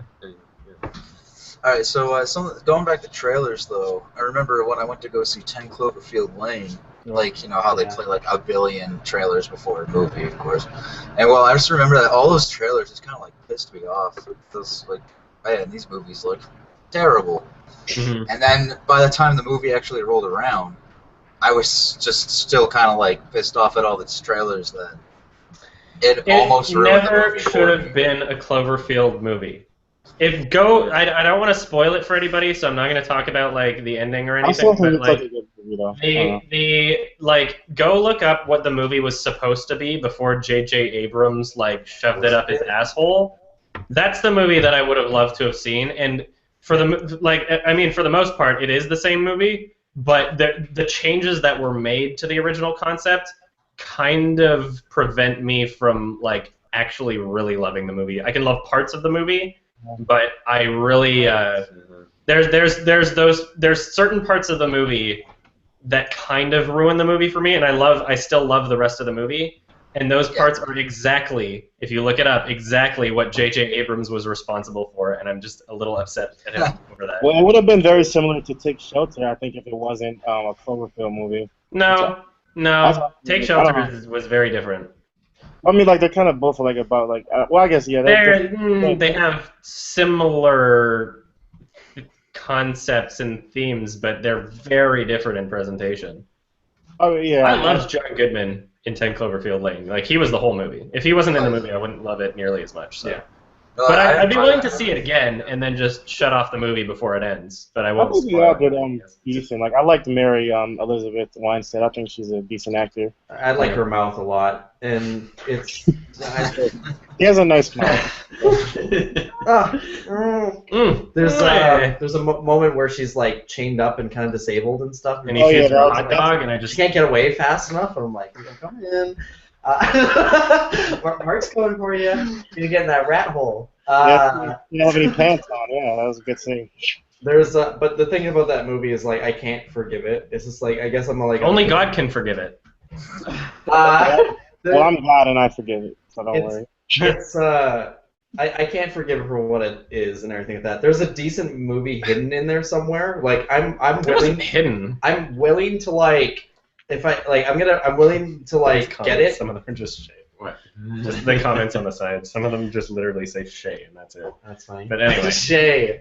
Okay. But I'll probably get myself a copy of the movie and then like edit it. I'll edit it. Do a fan edit. Exactly. But I still think like 60% of the movie is still good though. I mean, like there's like a small part of it that deviates completely from the movie and goes into shit territory, but I mean, there's an okay short film there. There's a decent short film there and everything. It needs to be trimmed down a little bit. It never should have been a goddamn Cloverfield movie. That makes no I fucking hate sense. you, J.J. Abrams. It's ruined. Hey, someone agrees with me finally on that. It never should have been like that. That's something that I could. I would have loved to have made a quickie on that, but I was so fucking busy trying to work on other things around that time. But I mean, that's something that I could see myself going back and doing like a retrospective one on, because I'm pretty like solidified in my beliefs over that movie. Like, but do you I think I liked it for the same reasons that other people liked it, but what changed about it, and like J.J. Abrams should not have been involved. Every single thing that he laid his finger on turned to shit. He was like King Midas of garbage. But do you think it would have been as successful if J.J. Abrams wasn't on it? Like it wouldn't have wouldn't. been Well, successful it if there doesn't wasn't a matter, Cloverfield. right? I don't care if Yeah, something's no, it doesn't like matter. It doesn't matter. But I'm just thinking, like, would I have, if Sorry. J.J. Abrams wasn't in this movie, it wasn't a part of this movie, would I have ever heard? You would not have. You wouldn't have heard of it. It would have been a Cloverfield movie. That's why you heard of it. Yeah. Well, okay, so John Goodman and Purdy Lips, I don't remember her name. Mary Elizabeth Weinstein, and Yes. they also had that one guy in there too. I forget his name. He's actually like a decent actor. I don't even remember what I've seen He's in not it. bad. But anyway, I mean, like, John Goodman would be enough for the movie to be on someone's radar, and then beyond that point, it would probably make its way to me at some point. And like, if the J.J. Abrams parts of it didn't exist, then it would even probably have much higher ratings on like the critical spheres in like IMDb. What the fuck? I'd find it at some point, and then therefore, you as my viewers would find it because I would probably think it's a great movie and recommend it. So well, I mean, someone like you would, see, but like the average Joe would not have heard of. I don't know. I think it was called like Seller. I know, but I mean, like, I don't give a shit if the average Joe watches a movie, really. I know the studio does though. I know. I care about what the movie is, not like almost every issue that I have with a film in my reviews is because they decided, oh, money was more important than the artistic final product of the film. And we're talking about the same thing here. It's like, oh, they could make more money if J.J. Abrams did his thing and literally just tampered with it. But, I mean, at the end of the day, I'm always going to say that they should have taken the route of artistic integrity over money because I care about the final product of the film. Yes, less people would have seen it. Yes, they would have made less money, people possibly. into getting in, but like, yeah, seeing that theater. I care most about how the film is. And now it's like I can't see myself putting that on my end of the year list. I could have possibly seen myself doing that if J.J. Abrams hadn't literally like molested it with his elbow. I think they fucked over both parties that wanted to see the movie. Like the people that wanted because like it would have been a good movie, they fucked them because they gave the J.J. Abrams shit, and the people that wanted to see a J.J. Abrams film, they got fucked over because they got like a film that they didn't expect. Like they wanted a Cloverfield, Destructo, end of the world film. And they didn't. I think Cinematologist is trying to trigger Shay in the chat. That first comment. There's It's at the top now. Oh, somebody already said that. I look like Brendan Fraser. Kick him out. I literally just based on the name alone or like that, and I love monster movies. I love anything that has like kaiju's in it or something like that, and I'm like I get super excited for these new Godzilla films and whatever. Kind of good stuff. Big Mama's House 2? Yes, that's a kaiju. Movie. There's okay. Sorry.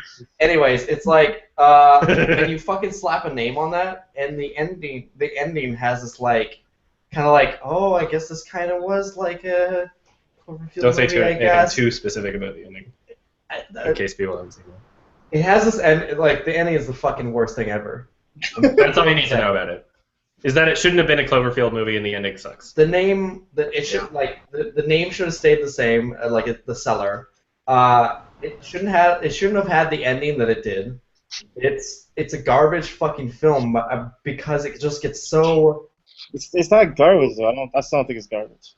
I was having this conversation with Mark earlier. Is like I'm willing to say that even though I like really hated the ending, that like I just admitted a while ago that it like there is something there, there's potential, but it is a garbage film as it sits right now, as the way that it is presented, the way that it was marketed, the way it was like how it got people into the theater, and it literally tricked people. It fucking bait and switched. It's a bait and switch movie. It was the master bait and switch movie. Ooh. It's sorry. It's bullshit. Wait, oh shit, I just got that. Oh, we're doing that. I'm slow. It's I don't know. It's fucking stupid. Like as the movie stands right now, like unaltered, it's shit. It's a terrible fucking film, in my opinion. It like all the good parts of it are literally undermined by the added-on bullshit. I empathize with that because like the movie source code the ending ruined the whole thing for me. But I still feel like there are parts of the movie like that I really liked, and I still want to acknowledge it. But the ending really ruined the entire movie was ruined because of the I ending. agree. I wanted to like source code. When I watch a movie, I can't forget about parts of the movie when I watch it. It's like either like 9/11. It's okay. Nice You can't meme. forget it. No, honestly, like it's never. Like you watch a movie and it's like there's this like one shit scene that literally ruins like everything building up to it. How do you just go, oh well, it's a great movie because if I just forget about that one thing, that's you just can't don't do say that. People do that all the time. People do that all the time. Unless you're like if you're like think about a movie as a whole, you have to take it in as a whole. That like that's the movie that we're presented with. Yeah, but like as a whole, you can't say like most like this chunk of it is good and chunk of it is bad. So it's just shit. Like is that Here's all what I want to say about it is like it depends how much value you put on that stain. It's a stain, and if it's something, so in the Holy Mountain, there's a stain. Everything that happens. Whoa! I wasn't finished. Go ahead. In the Holy Mountain, there was a stain in that where they say the chamber of 1,000 testicles, but they miscounted because it was like 2 balls each. What? And it's like, no, I'm not even. Go on. So when I watch the Holy Mountain, like every time I see that scene, I'm like, and I like either I have to make up an excuse in my head of like, oh, maybe like that was intentional, but probably it was a mistake. And every time I see it, it's like, okay, it was a little smudge, but I still love the movie. But I mean, like how much value you place on a stain in a film is not necessarily dependent on what that is in the movie, but how much that means to you in the overall product. So for you in 10 Cloverfield Lane, it was probably very important to you that everything that it was building up to paid off in a way that other than how it did, right? And because you value it so much, then like the rest of the movie is more tainted in the overall experience of what you got from the film. So I don't you're think talking I was about like saying what's anything the really continuity unreasonable. error, like practically. That's like saying a continuity error ruined Blade Runner for me. It's like, oh, You don't understand oh the shit, analogy like I I was can see making. that that's a stuntman, or like it's like, oh, that just ruined the whole fucking movie. No, I'm not saying it like that. Point. The ending to this movie literally undermines everything you just fucking watched. But I'm Literally. saying it depends on how much value you put on it. If you think of them separately, if you think of the ending separately to the rest of the film, there is a good movie there. But as it stands, there is a whole movie there, and 1/3 of that movie ruins the rest of it. It ruins it. Like it has a terrible. Like it builds up to the worst thing ever. The journey getting there is okay, but by the time you get to the end, it literally undermines the name of the film and the ending of that film. Ruins your experience of everything you just witnessed. It sets you up for failure. That's the thing. You always remember the ending and everything behind it. But it's not just that it was an ending. If it had a terrible beginning or something, like, and it ended up like having a better second act and a third act, and it's just like it actually like. It's still like, how can I get through this like terrible beginning? Like, let's say a film starts on like a stagnant shot for like a fucking like 40 minutes, and then finally the movie starts. Like, how can you ignore that? Like, it depends how much value I you put. wouldn't ignore it. I would just acknowledge it and just try to move on and watch the rest of the film. I just Max Landis agrees with me. No, it doesn't. I haven't seen Cloverfield, but I have seen Source Code, and I think Source Code was a good movie up until the end, and then the end ruined the whole movie. Yeah, It was weird. Here's the thing: the movie sucked. The movie was terrible. It was the terrible overall movie. experience. No, And it depends like how much value you place on that. It was like he's a good director and he's got talent and he showed it in the movie, but the movie at the end of the day, as a whole, sucked. It was a bad movie. Yeah. So it depends like how important the good scenes versus the bad scenes or good parts versus bad parts are to you. Like there's no. All I'm saying is the reason why I use a small continuity error in the Holy Mountain as an example wasn't to say like that the two are the same. It was supposed to be an analogy to say like sometimes there's things that somebody can just not really care about, or there's things that somebody will care a lot about. So if let's say we ignore continuity errors and it's just like another garbage thing like source code, there's plenty of people that can watch the movie Source Code and be like, oh well, whatever, the ending sucked, but it doesn't ruin the whole movie. All I was saying is like it's not an objective standard to say that a part of the movie that was really terrible destroys the entire movie for everybody. Like, because I was able to watch 10 Cloverfield Lane, and it didn't ruin the entire experience for me, even though I completely agree with you for the exact same reasons that it sucked. It's just a matter of, like, how much value do you place on that? Not intentionally. Like, it's completely unintentional how it affects you, but it's just a matter of like, we both saw the same thing. We both acknowledged the good parts and the bad parts pretty much the exact same, but how much did the good parts affect you versus how much did the bad parts affect you? How good were the good parts to you? How bad were the bad parts to you? How much does it stain the rest of the movie? That's all I was saying. It's like, it's not an objective standard. So here's the thing. I won't rewatch this movie because now I know how it ends. I'll rewatch and it's not worth it. Exactly. And that's like, we both have the same opinions on why it was good and why it was bad, but it didn't affect me as much. That's what I mean by like, not just one scene. It's not just one scene. It's literally the entire third act ruins this movie for me. To the point where, like, think about, like, the first and the second act, you're not, because you're saying this third act is so much shittier than the first and second act, but what you're saying is you're acknowledging that the first and second act were actually, like, I think it was okay.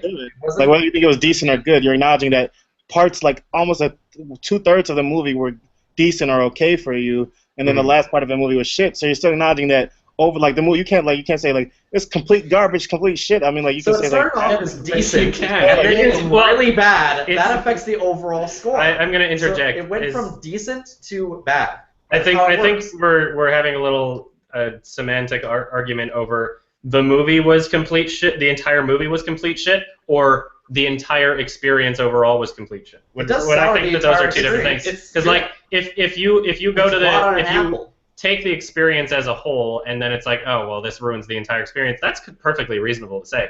But if you were to say, like, oh, therefore the other parts of the movie that were good independently are now bad because of the ending, I think that's a little different. And I think that you guys are kind of saying different things. The first two halves of this movie, the first two acts, are okay. I would, like, I even said myself, like, I would edit this film, I would make a fan edit of this film, and end it when it needs to actually end. I'd make a fag edit of this film. That's great, Adam. I'm just, like, thinking more about, like, the fans, like, people who haven't seen it, like, they're like, people who haven't seen it are going to be like, oh, Mark's like, this is shit, so I shouldn't see it, or even give it a chance, because, like, you're, like, of course, everything, if they want to. It's like, just, as far as, like, everything goes, it's subjective opinion. I mean, like, Cloverfield overall has, like, very good reviews, and lots of people liked it, but you hated it. I mean, but, like, there can be people that will want to see Cloverfield and, like, give it a chance. Well, yeah, but that's with anything, right? Should we censor all bad reviews then? No, I'm yeah. not saying, like, censoring bad reviews. I'm just saying, like, acknowledge that the fact that you can say, like, the movie was shitty, like, you hated it, but, like, you can still, like, mention, like, okay, but these two parts of it were. I think those things were acknowledged, though. To be fair, like, I think, like, I think that everybody who's listened to this entire conversation knows exactly where his opinions are coming from and why they are the way they are. So I don't think that there's any real, like, miscommunication over it. But yes, if let's say if this was a completely new conversation and he just said the whole movie's shit, then you're right, there would be some misunderstanding and miscommunication. No, but because of this whole I don't think that there is any from this whole.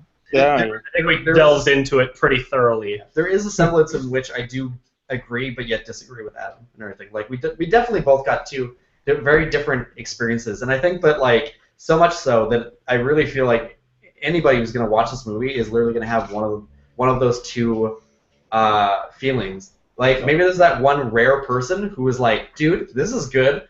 All three acts. Ooh, mwah, ooh. There's tons of people like so that. good. By the end, dude, you'll be don't feel that way. surprised. That's not a rare person. There's tons of people that watched that entire movie. And thought I guess I just wasn't as angry as you at the third act. When I saw the third act, I was like, this is stupid, but this is stupid and garbage. But it's like, whatever, I guess. Yeah, there's like so many. There's a significant amount of people that, like, if they see the first 2/3 of a film, like, the threshold that they would have to hit for them to, like, completely have the experience ruined is much different than the threshold that it would have to be hit for, like, yourself or even me. Right? There's so many people where it's like they don't.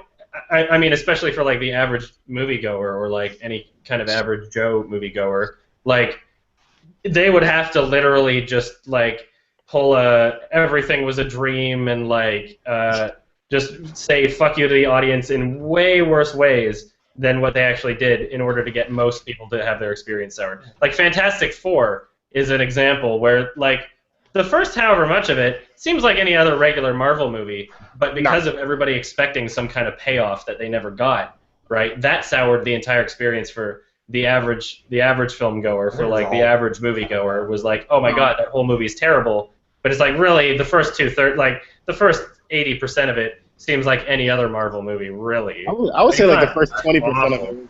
Yeah, like it's just the last bit of it that's awful, and because nothing really happened and there was no payoff. Like a year later. Yes, it can. Like people have different thresholds for what would be for how they would get affected by something like that. But to clarify quickly, all I want to say is, like, to defend myself in a sense, is I don't want anybody to assume that because of a bad ending that ruins everything. I'm saying this particular film, like in the way that it tries to build up to this like ending, it's not even just the ending; it's the third act, not just the ending. It's the third act of this film. When things start to actually happen, it's the payoff and as well as the ending and everything that I feel like it kind of undermines a lot of the stuff that you saw beforehand. Mark, did you like the first Cloverfield movie? The first Cloverfield movie, it was fine. Like, maybe that gives you a different opinion because I hated the first Cloverfield movie. So like I've seen 10 Cloverfield, but I wasn't invested in like hoping it was a good movie. Well, that also doesn't it make it worse? And when they advertise it as if it's going to be the sequel or prequel or something's going to be connected, and it's like it sets you up for failure. It's that's what I'm saying. I'm saying like you might be like more like I don't like because like Cloverfield was different. They told me it was Cloverfield, but it's not. Well, that's true, but that's also their fault. Like how like am I at fault for feeling that way when that's exactly how they advertise their film and like they set up their audience for failure? Adam, you're so distracting. I'm sorry. I'm sorry. No, I'm not saying that. That's fine. It's not like we've been on this conversation for a long time. You have a different opinion. Yeah. Yeah, no, it's just like you have a different perception of like the perspective on the movie than I do. Yeah, I don't know. I just didn't like it. I'm sorry. Hi, Bane. Thank you for joining. I gotta head out too, so I'll see you guys later. No worries. Yeah, thanks for joining. We're gonna end this in like 15 minutes. Okay. See you all later. Peace out. Has anyone here seen Mr. Robot? Yeah, the first like 4 episodes, and then I realized that it was like good, but wasn't gonna get any better, and then I was just like, okay, it's not worth it. I don't know. I think it actually does get better. It was pretty good. Oh yeah, exactly. It was pretty good, but it wasn't good enough for me to like invest a TV show experience into. I thought it was. I thought the season was actually like pretty good, like by my harsh standards. I like it because like I like because it's only 10. No, I watch a lot of shitty TV. Like you don't have as harsh standards I watch for TV. really shitty TV. Don't get me wrong, but I still have standards for like what I consider good TV, and I thought Mr. Robot was one of the better TV series that's been released in the past few years. I don't think there's anything good on TV, but I think it's It is one of the better shows that's been released. Here's the thing: if you're gonna invest 10 episodes of TV for anything released in the past 3 years, I would say Mr. Robot might be your best choice. But like the thing that Mr. Robot has gone also is that it is 10 episodes. Because like a lot of shows are like 23 episodes, so it's like you have to spend 23 hours watching a TV show. But like Mr. Robot is only 10 hours. If it's 23 episodes long, it sucks. All of it sucks. Television is such a commitment that like it has to be something that really makes me want to commit. You know, like Game of Thrones. Like if by halfway through the movie it's like not great, I'm just probably gonna shut it off. You know, like I don't have enough time in my day. I'm watching too many movies to not save my recommendations for like the best of the best. You know, I feel that same way about TV shows. It's like if it doesn't impress me, I can hear you. Yes, if it doesn't impress me, like in the first few episodes, it's like okay, this is good, but I'm gonna do something else with my time. Not bad, you know. It's not like an angry sort of dismissive, like I'm gonna boycott you sort of thing. But it's just like I'm not gonna put in the investment to continue seeing where this goes. Especially when television shows can start out so great and then just deteriorate really, really fucking fast. Usually that's right after the pilot, though. What's that? The second episode already. Hey, so are you gonna review the later seasons of Walking Dead? At some point. Okay, anyway, what's your opinion on people who are just backseating, as in they're just kind of there, not actually saying anything? Because there's that. But some people are trying to get in. How dare you? Yeah, I mean, like people. I'm not gonna like kick them. But I mean, if they wanted to be a part of the Hangout and have their thing there, I mean, everybody's paying money on Patreon. I'm not gonna like tell them that they have to do it in a certain way, but whatever. It's not like the biggest deal. But to be fair, Ivy Beth has muted her microphone for the entire Hangout. I'm not gonna make a big deal out of it. Right. You can have your opinion about it, but it's not gonna affect me that much. I'm trying to talk, but I'm just a little shy.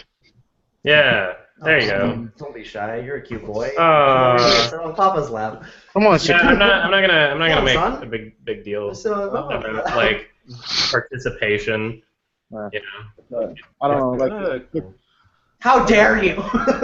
Sorry. Yeah, everybody has a right to be here, and I mean, like, if there was no limit on like the Google Hangout, then that'd be great. Although it would kind of probably be a mess with everybody talking over each other anyway. So I don't mind. It's all right. Hey, did you hear they're gonna change the national anthem Which one? of Canada? Okay. Yeah, I kind of heard that, but Seriously? What? I don't. Yeah, there's like some article that like Trudeau didn't like the wording of something. I don't know. Like, I don't even know. Like, They voted on it, and they're gonna change it. They voted on it, and the vote passed. Yes, they're gonna change it. Will that change your life though? Will that have any effect on your life? As long as it says something Yeah, about, it's like changing. But we're not allowed to like, discuss things that are not directly related to our life. That doesn't make any sense. Whoever said I'm that. saying like it doesn't matter. It doesn't like who cares if they change the national anthem? Me? Because I live in Canada. So Why if they is change that the American national anthem, I wouldn't care. It doesn't matter. It doesn't affect It doesn't affect my life if they change the national anthem of America. I wouldn't care. Unless it's like, we Canadians rape all children. Yes, we love blood. I would vote for that. I would vote for that. Actually, that's kind of nice. Yeah. Oh man, we should have a contest. Yeah. But let me get straight. We're not allowed to discuss things that are directly related to our life. Hey, whoa, calm down time. No, like, I have more of an issue with, like, people batting heads at each other than I do with people being, like, silent in chat, if that helps. I'm not batting heads. I just gave my opinion. I don't think.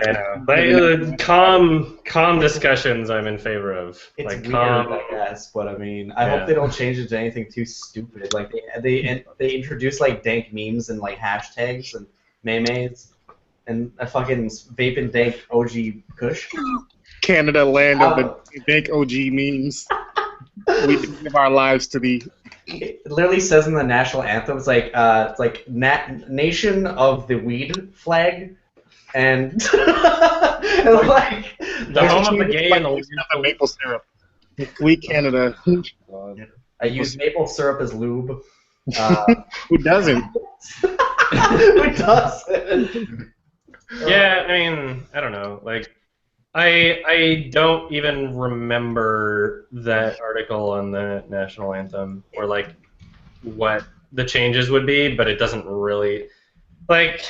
Do you know it's so like inconsequential what my life would be. Sorry? They're making it gender neutral. Oh, okay. Okay. It doesn't matter. Honestly, like the only thing I would say to that would be like if they're gonna change it in that sense, then just get rid of the word God too. Like why not? Yeah. If we're gonna be gender neutral, then let's be like religiously neutral too. But who cares? Aren't you guys religiously neutral? Sorry? Aren't you guys religiously neutral? Well, as a country, yes, but like America supposedly is too, but God's on your money, right? So yeah, he's in our Constitution. One nation under God. Your creator. Yeah, like inalienable right to your creator. Yeah, it's people change things all the time. Like in the American Pledge of Allegiance, that originally didn't have God written in it until the 1950s, which is kind of funny. So I mean, it's not so surprising. Yeah, it's like if the argument is like preservation of historical context, then in America you should get rid of the God reference in the Pledge of Allegiance because it used to be one nation indivisible, and now it's one nation under God. So if you're going to make the argument of like, oh, for the sake of keeping our cultural heritage, then remove God. If we're gonna make that argument in Canada, then we should just keep it the way it is. But I don't really care either way. So I mean, we could if we wanted to, because you could take it to court, like in Oklahoma. There's a lot of things in America that you could take to court, but nobody does, or like nothing gets done about it. You know, like there's in America especially, it's like the nation was founded on no preferential treatment to any given religion, right? Yeah.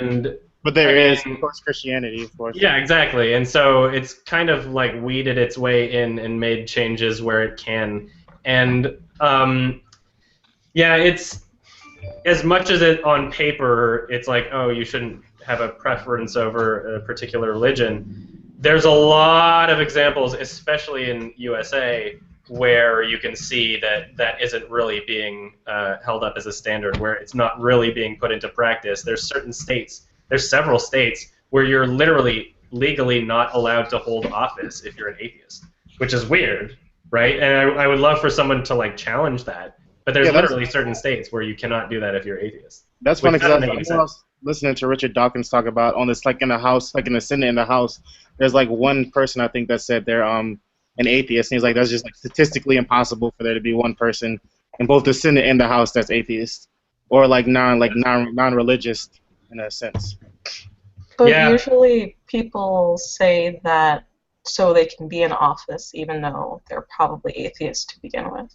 Well, yeah, there's always like the debate over like who's really an atheist pretending to be a Christian in United States politics especially. Or we're just, I mean, right now, Bernie Sanders hasn't really identified himself as being particularly religious in one way, I don't think. He identified as Jewish. No, his nationality is Jewish, but he said like his nationality is Jewish. Like I mean, like his race is Jewish. Like he's ethnically Jewish. Yeah. His ethnicity is Jew. Yeah, it's like a race, I guess. I don't know. But but he said like he never like they asked him about his religion. He was like, my religion is to love everybody and stuff like that. Exactly. He's the only one who hasn't really been outspoken about it. Even Obama, who like people assumed at some point was not a Christian, either on the left or the right, people accused him of it in one way or another. I mean, he's been pretty much outspokenly Christian, whether he means it or not. But unfortunately, that's just the political climate in America, where it's like you literally, like, unless you're Bernie Sanders, I guess, you literally can't get any sort of public support or political support unless you're just talking about, like, oh, yes, I read the Bible every day and family values and like, look at me, I have this big family and I'm going to put them on this pulp. Exactly. My name's Ted Cruz. See, everybody, look, I am a normal human being too, and I engage in human customs like music. I sing. I do. I watch The Princess Bride. Hey, I am doing an impression of a popular TV show character named Lisa from The Simpsons. I am a human being too. I'm just chilling here on the beach. My name's Chillery Clinton.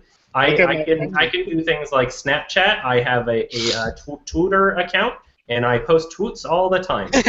Vote for me. I am a human being. Didn't Ted Cruz say like basketball as goals? All of you. Didn't Ted Cruz say basketball goals? I don't know what you're talking about. There was like this funny thing where, like, I don't know if you saw like the commercial where Ted Cruz with his family and they were like practicing prayer. Yes. Like they had to do takes for prayer. Like, who's want to say prayer this time? And his daughter was Somebody like, made a really funny edit of that. I think it might have been Vic Berger or something. But I thought it was funny. somebody edited. Oh no, yeah, there was. I think. Oh yeah, it was Bad Lip Reading. Did a really good video on that Ted Cruz footage. That was funny. Bye, Kyle. Thanks for joining. Adam, I've got a question. What do you think about? What are your thoughts on Jean-Luc Godard? Like, have you watched any of his films, and what do you think about him? I've seen like.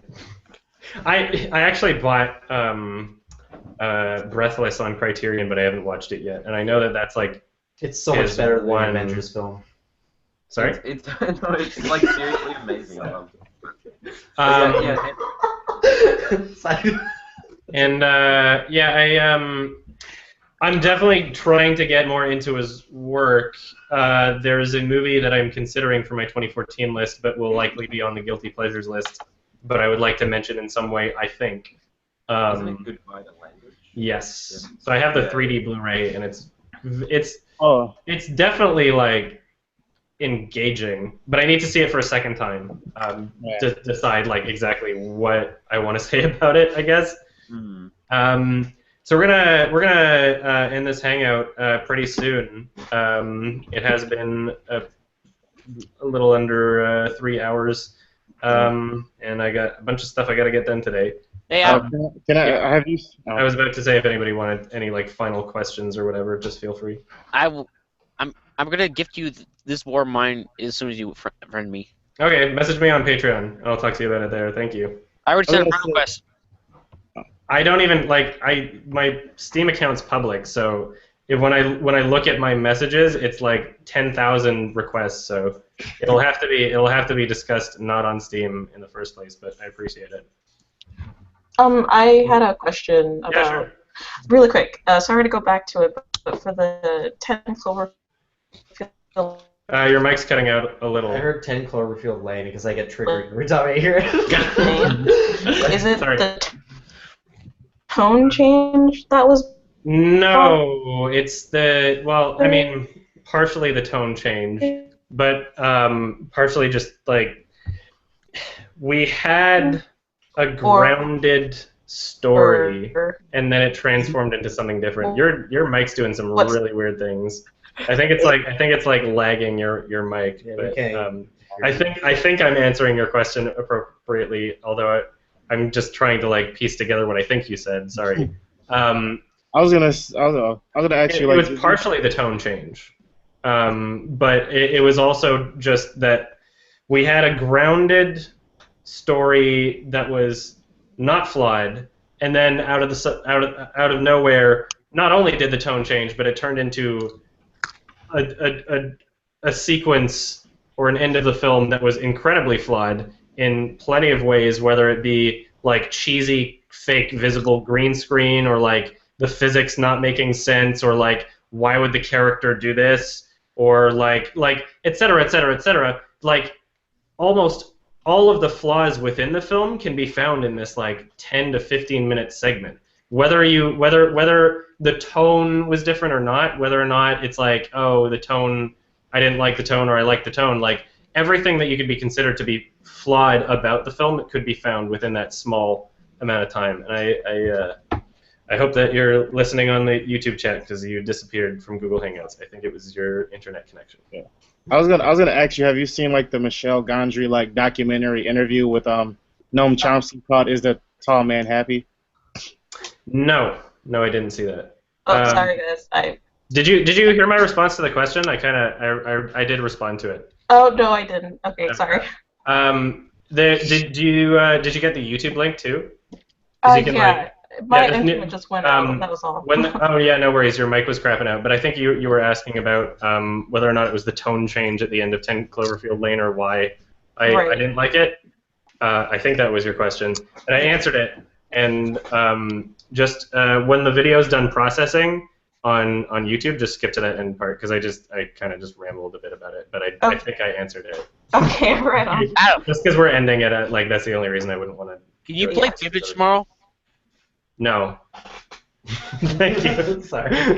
We have other plans. Have you are you gonna continue Dark Souls anytime? Yes. Yeah, but it's we got one priority video right now, and we're kind of focusing all our attention on it because Life is Strange is coming to an end right now, and we need something that kind of like we have plans. Things are like that going on, and we like this is a video we've been trying to work and get on for the longest time. If nobody knows, it's the fail through of Beyond Two Souls. So we went back to Beyond Two Souls, but we're proving that the game does not let you fail, even if you just put the controller down. We can explain this when we start the stream tomorrow. We don't need to like go into detail about it now. Yeah. Yeah, that video will be coming soon. Sorry. Any last questions? Or... Yeah, I played GTA 5 with you.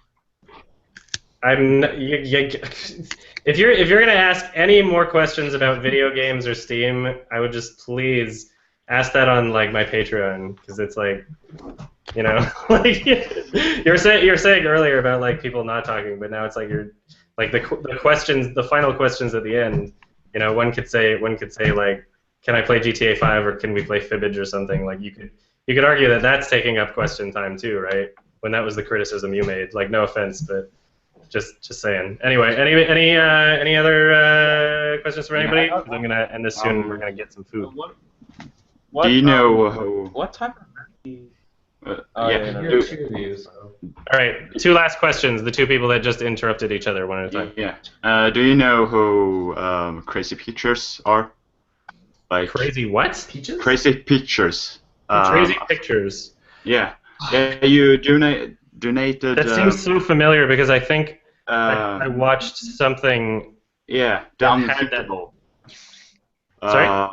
Den blomstertid nu kommer. You donated like you. Oh yeah, that was a while ago, and it was just like that was an impulse donation sort of thing. I'll check my email about that Kickstarter, but I don't really know too much about the project. It was just kind of like, oh, this is an indie thing that I could support, and so I don't really know too much about it, but I know exactly what you're talking about. Yeah, I am an extra in it. Oh, crazy! So, Awesome.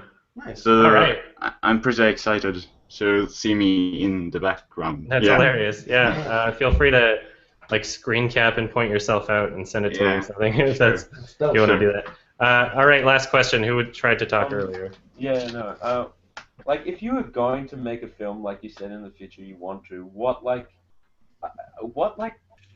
would you make it about? Like, cause you've got like you've got like a lot of ideas, but like, what would be like? Would you have a style? Would it be like a genre film, or would it like? I don't have certainty in that answer. I will make whatever works, and whatever works will be dependent on when I make it, who's involved, what actors, what equipment I have, what budget I have. If I were to say like, oh, it's for sure going to be this right now, then I would be setting myself up for failure. The best way to make something that works is to make it dependent on what your limitations are. And right now, I'm not planning on making a film in the next year, so I don't really know what my future limitations will be, because that's going to be dependent on income, connections, et cetera, free time, how I'm making it, where I'm making it. There's too many factors for me to say anything for sure about it, so I tend to avoid answering questions like that because I don't really have answers. But anyway, yeah, we're gonna head out now. Thank you everybody for hanging out. Thank you everybody for joining. You still watch kid movies? What? Like Shrek. Do you still watch kid movies like Shrek? Thanks for joining. I'll catch you guys later. Thanks everybody for donating. I will see you next month. Check the Patreon page for more answers. Peace out. Thank you so much. Bye-bye. Bye.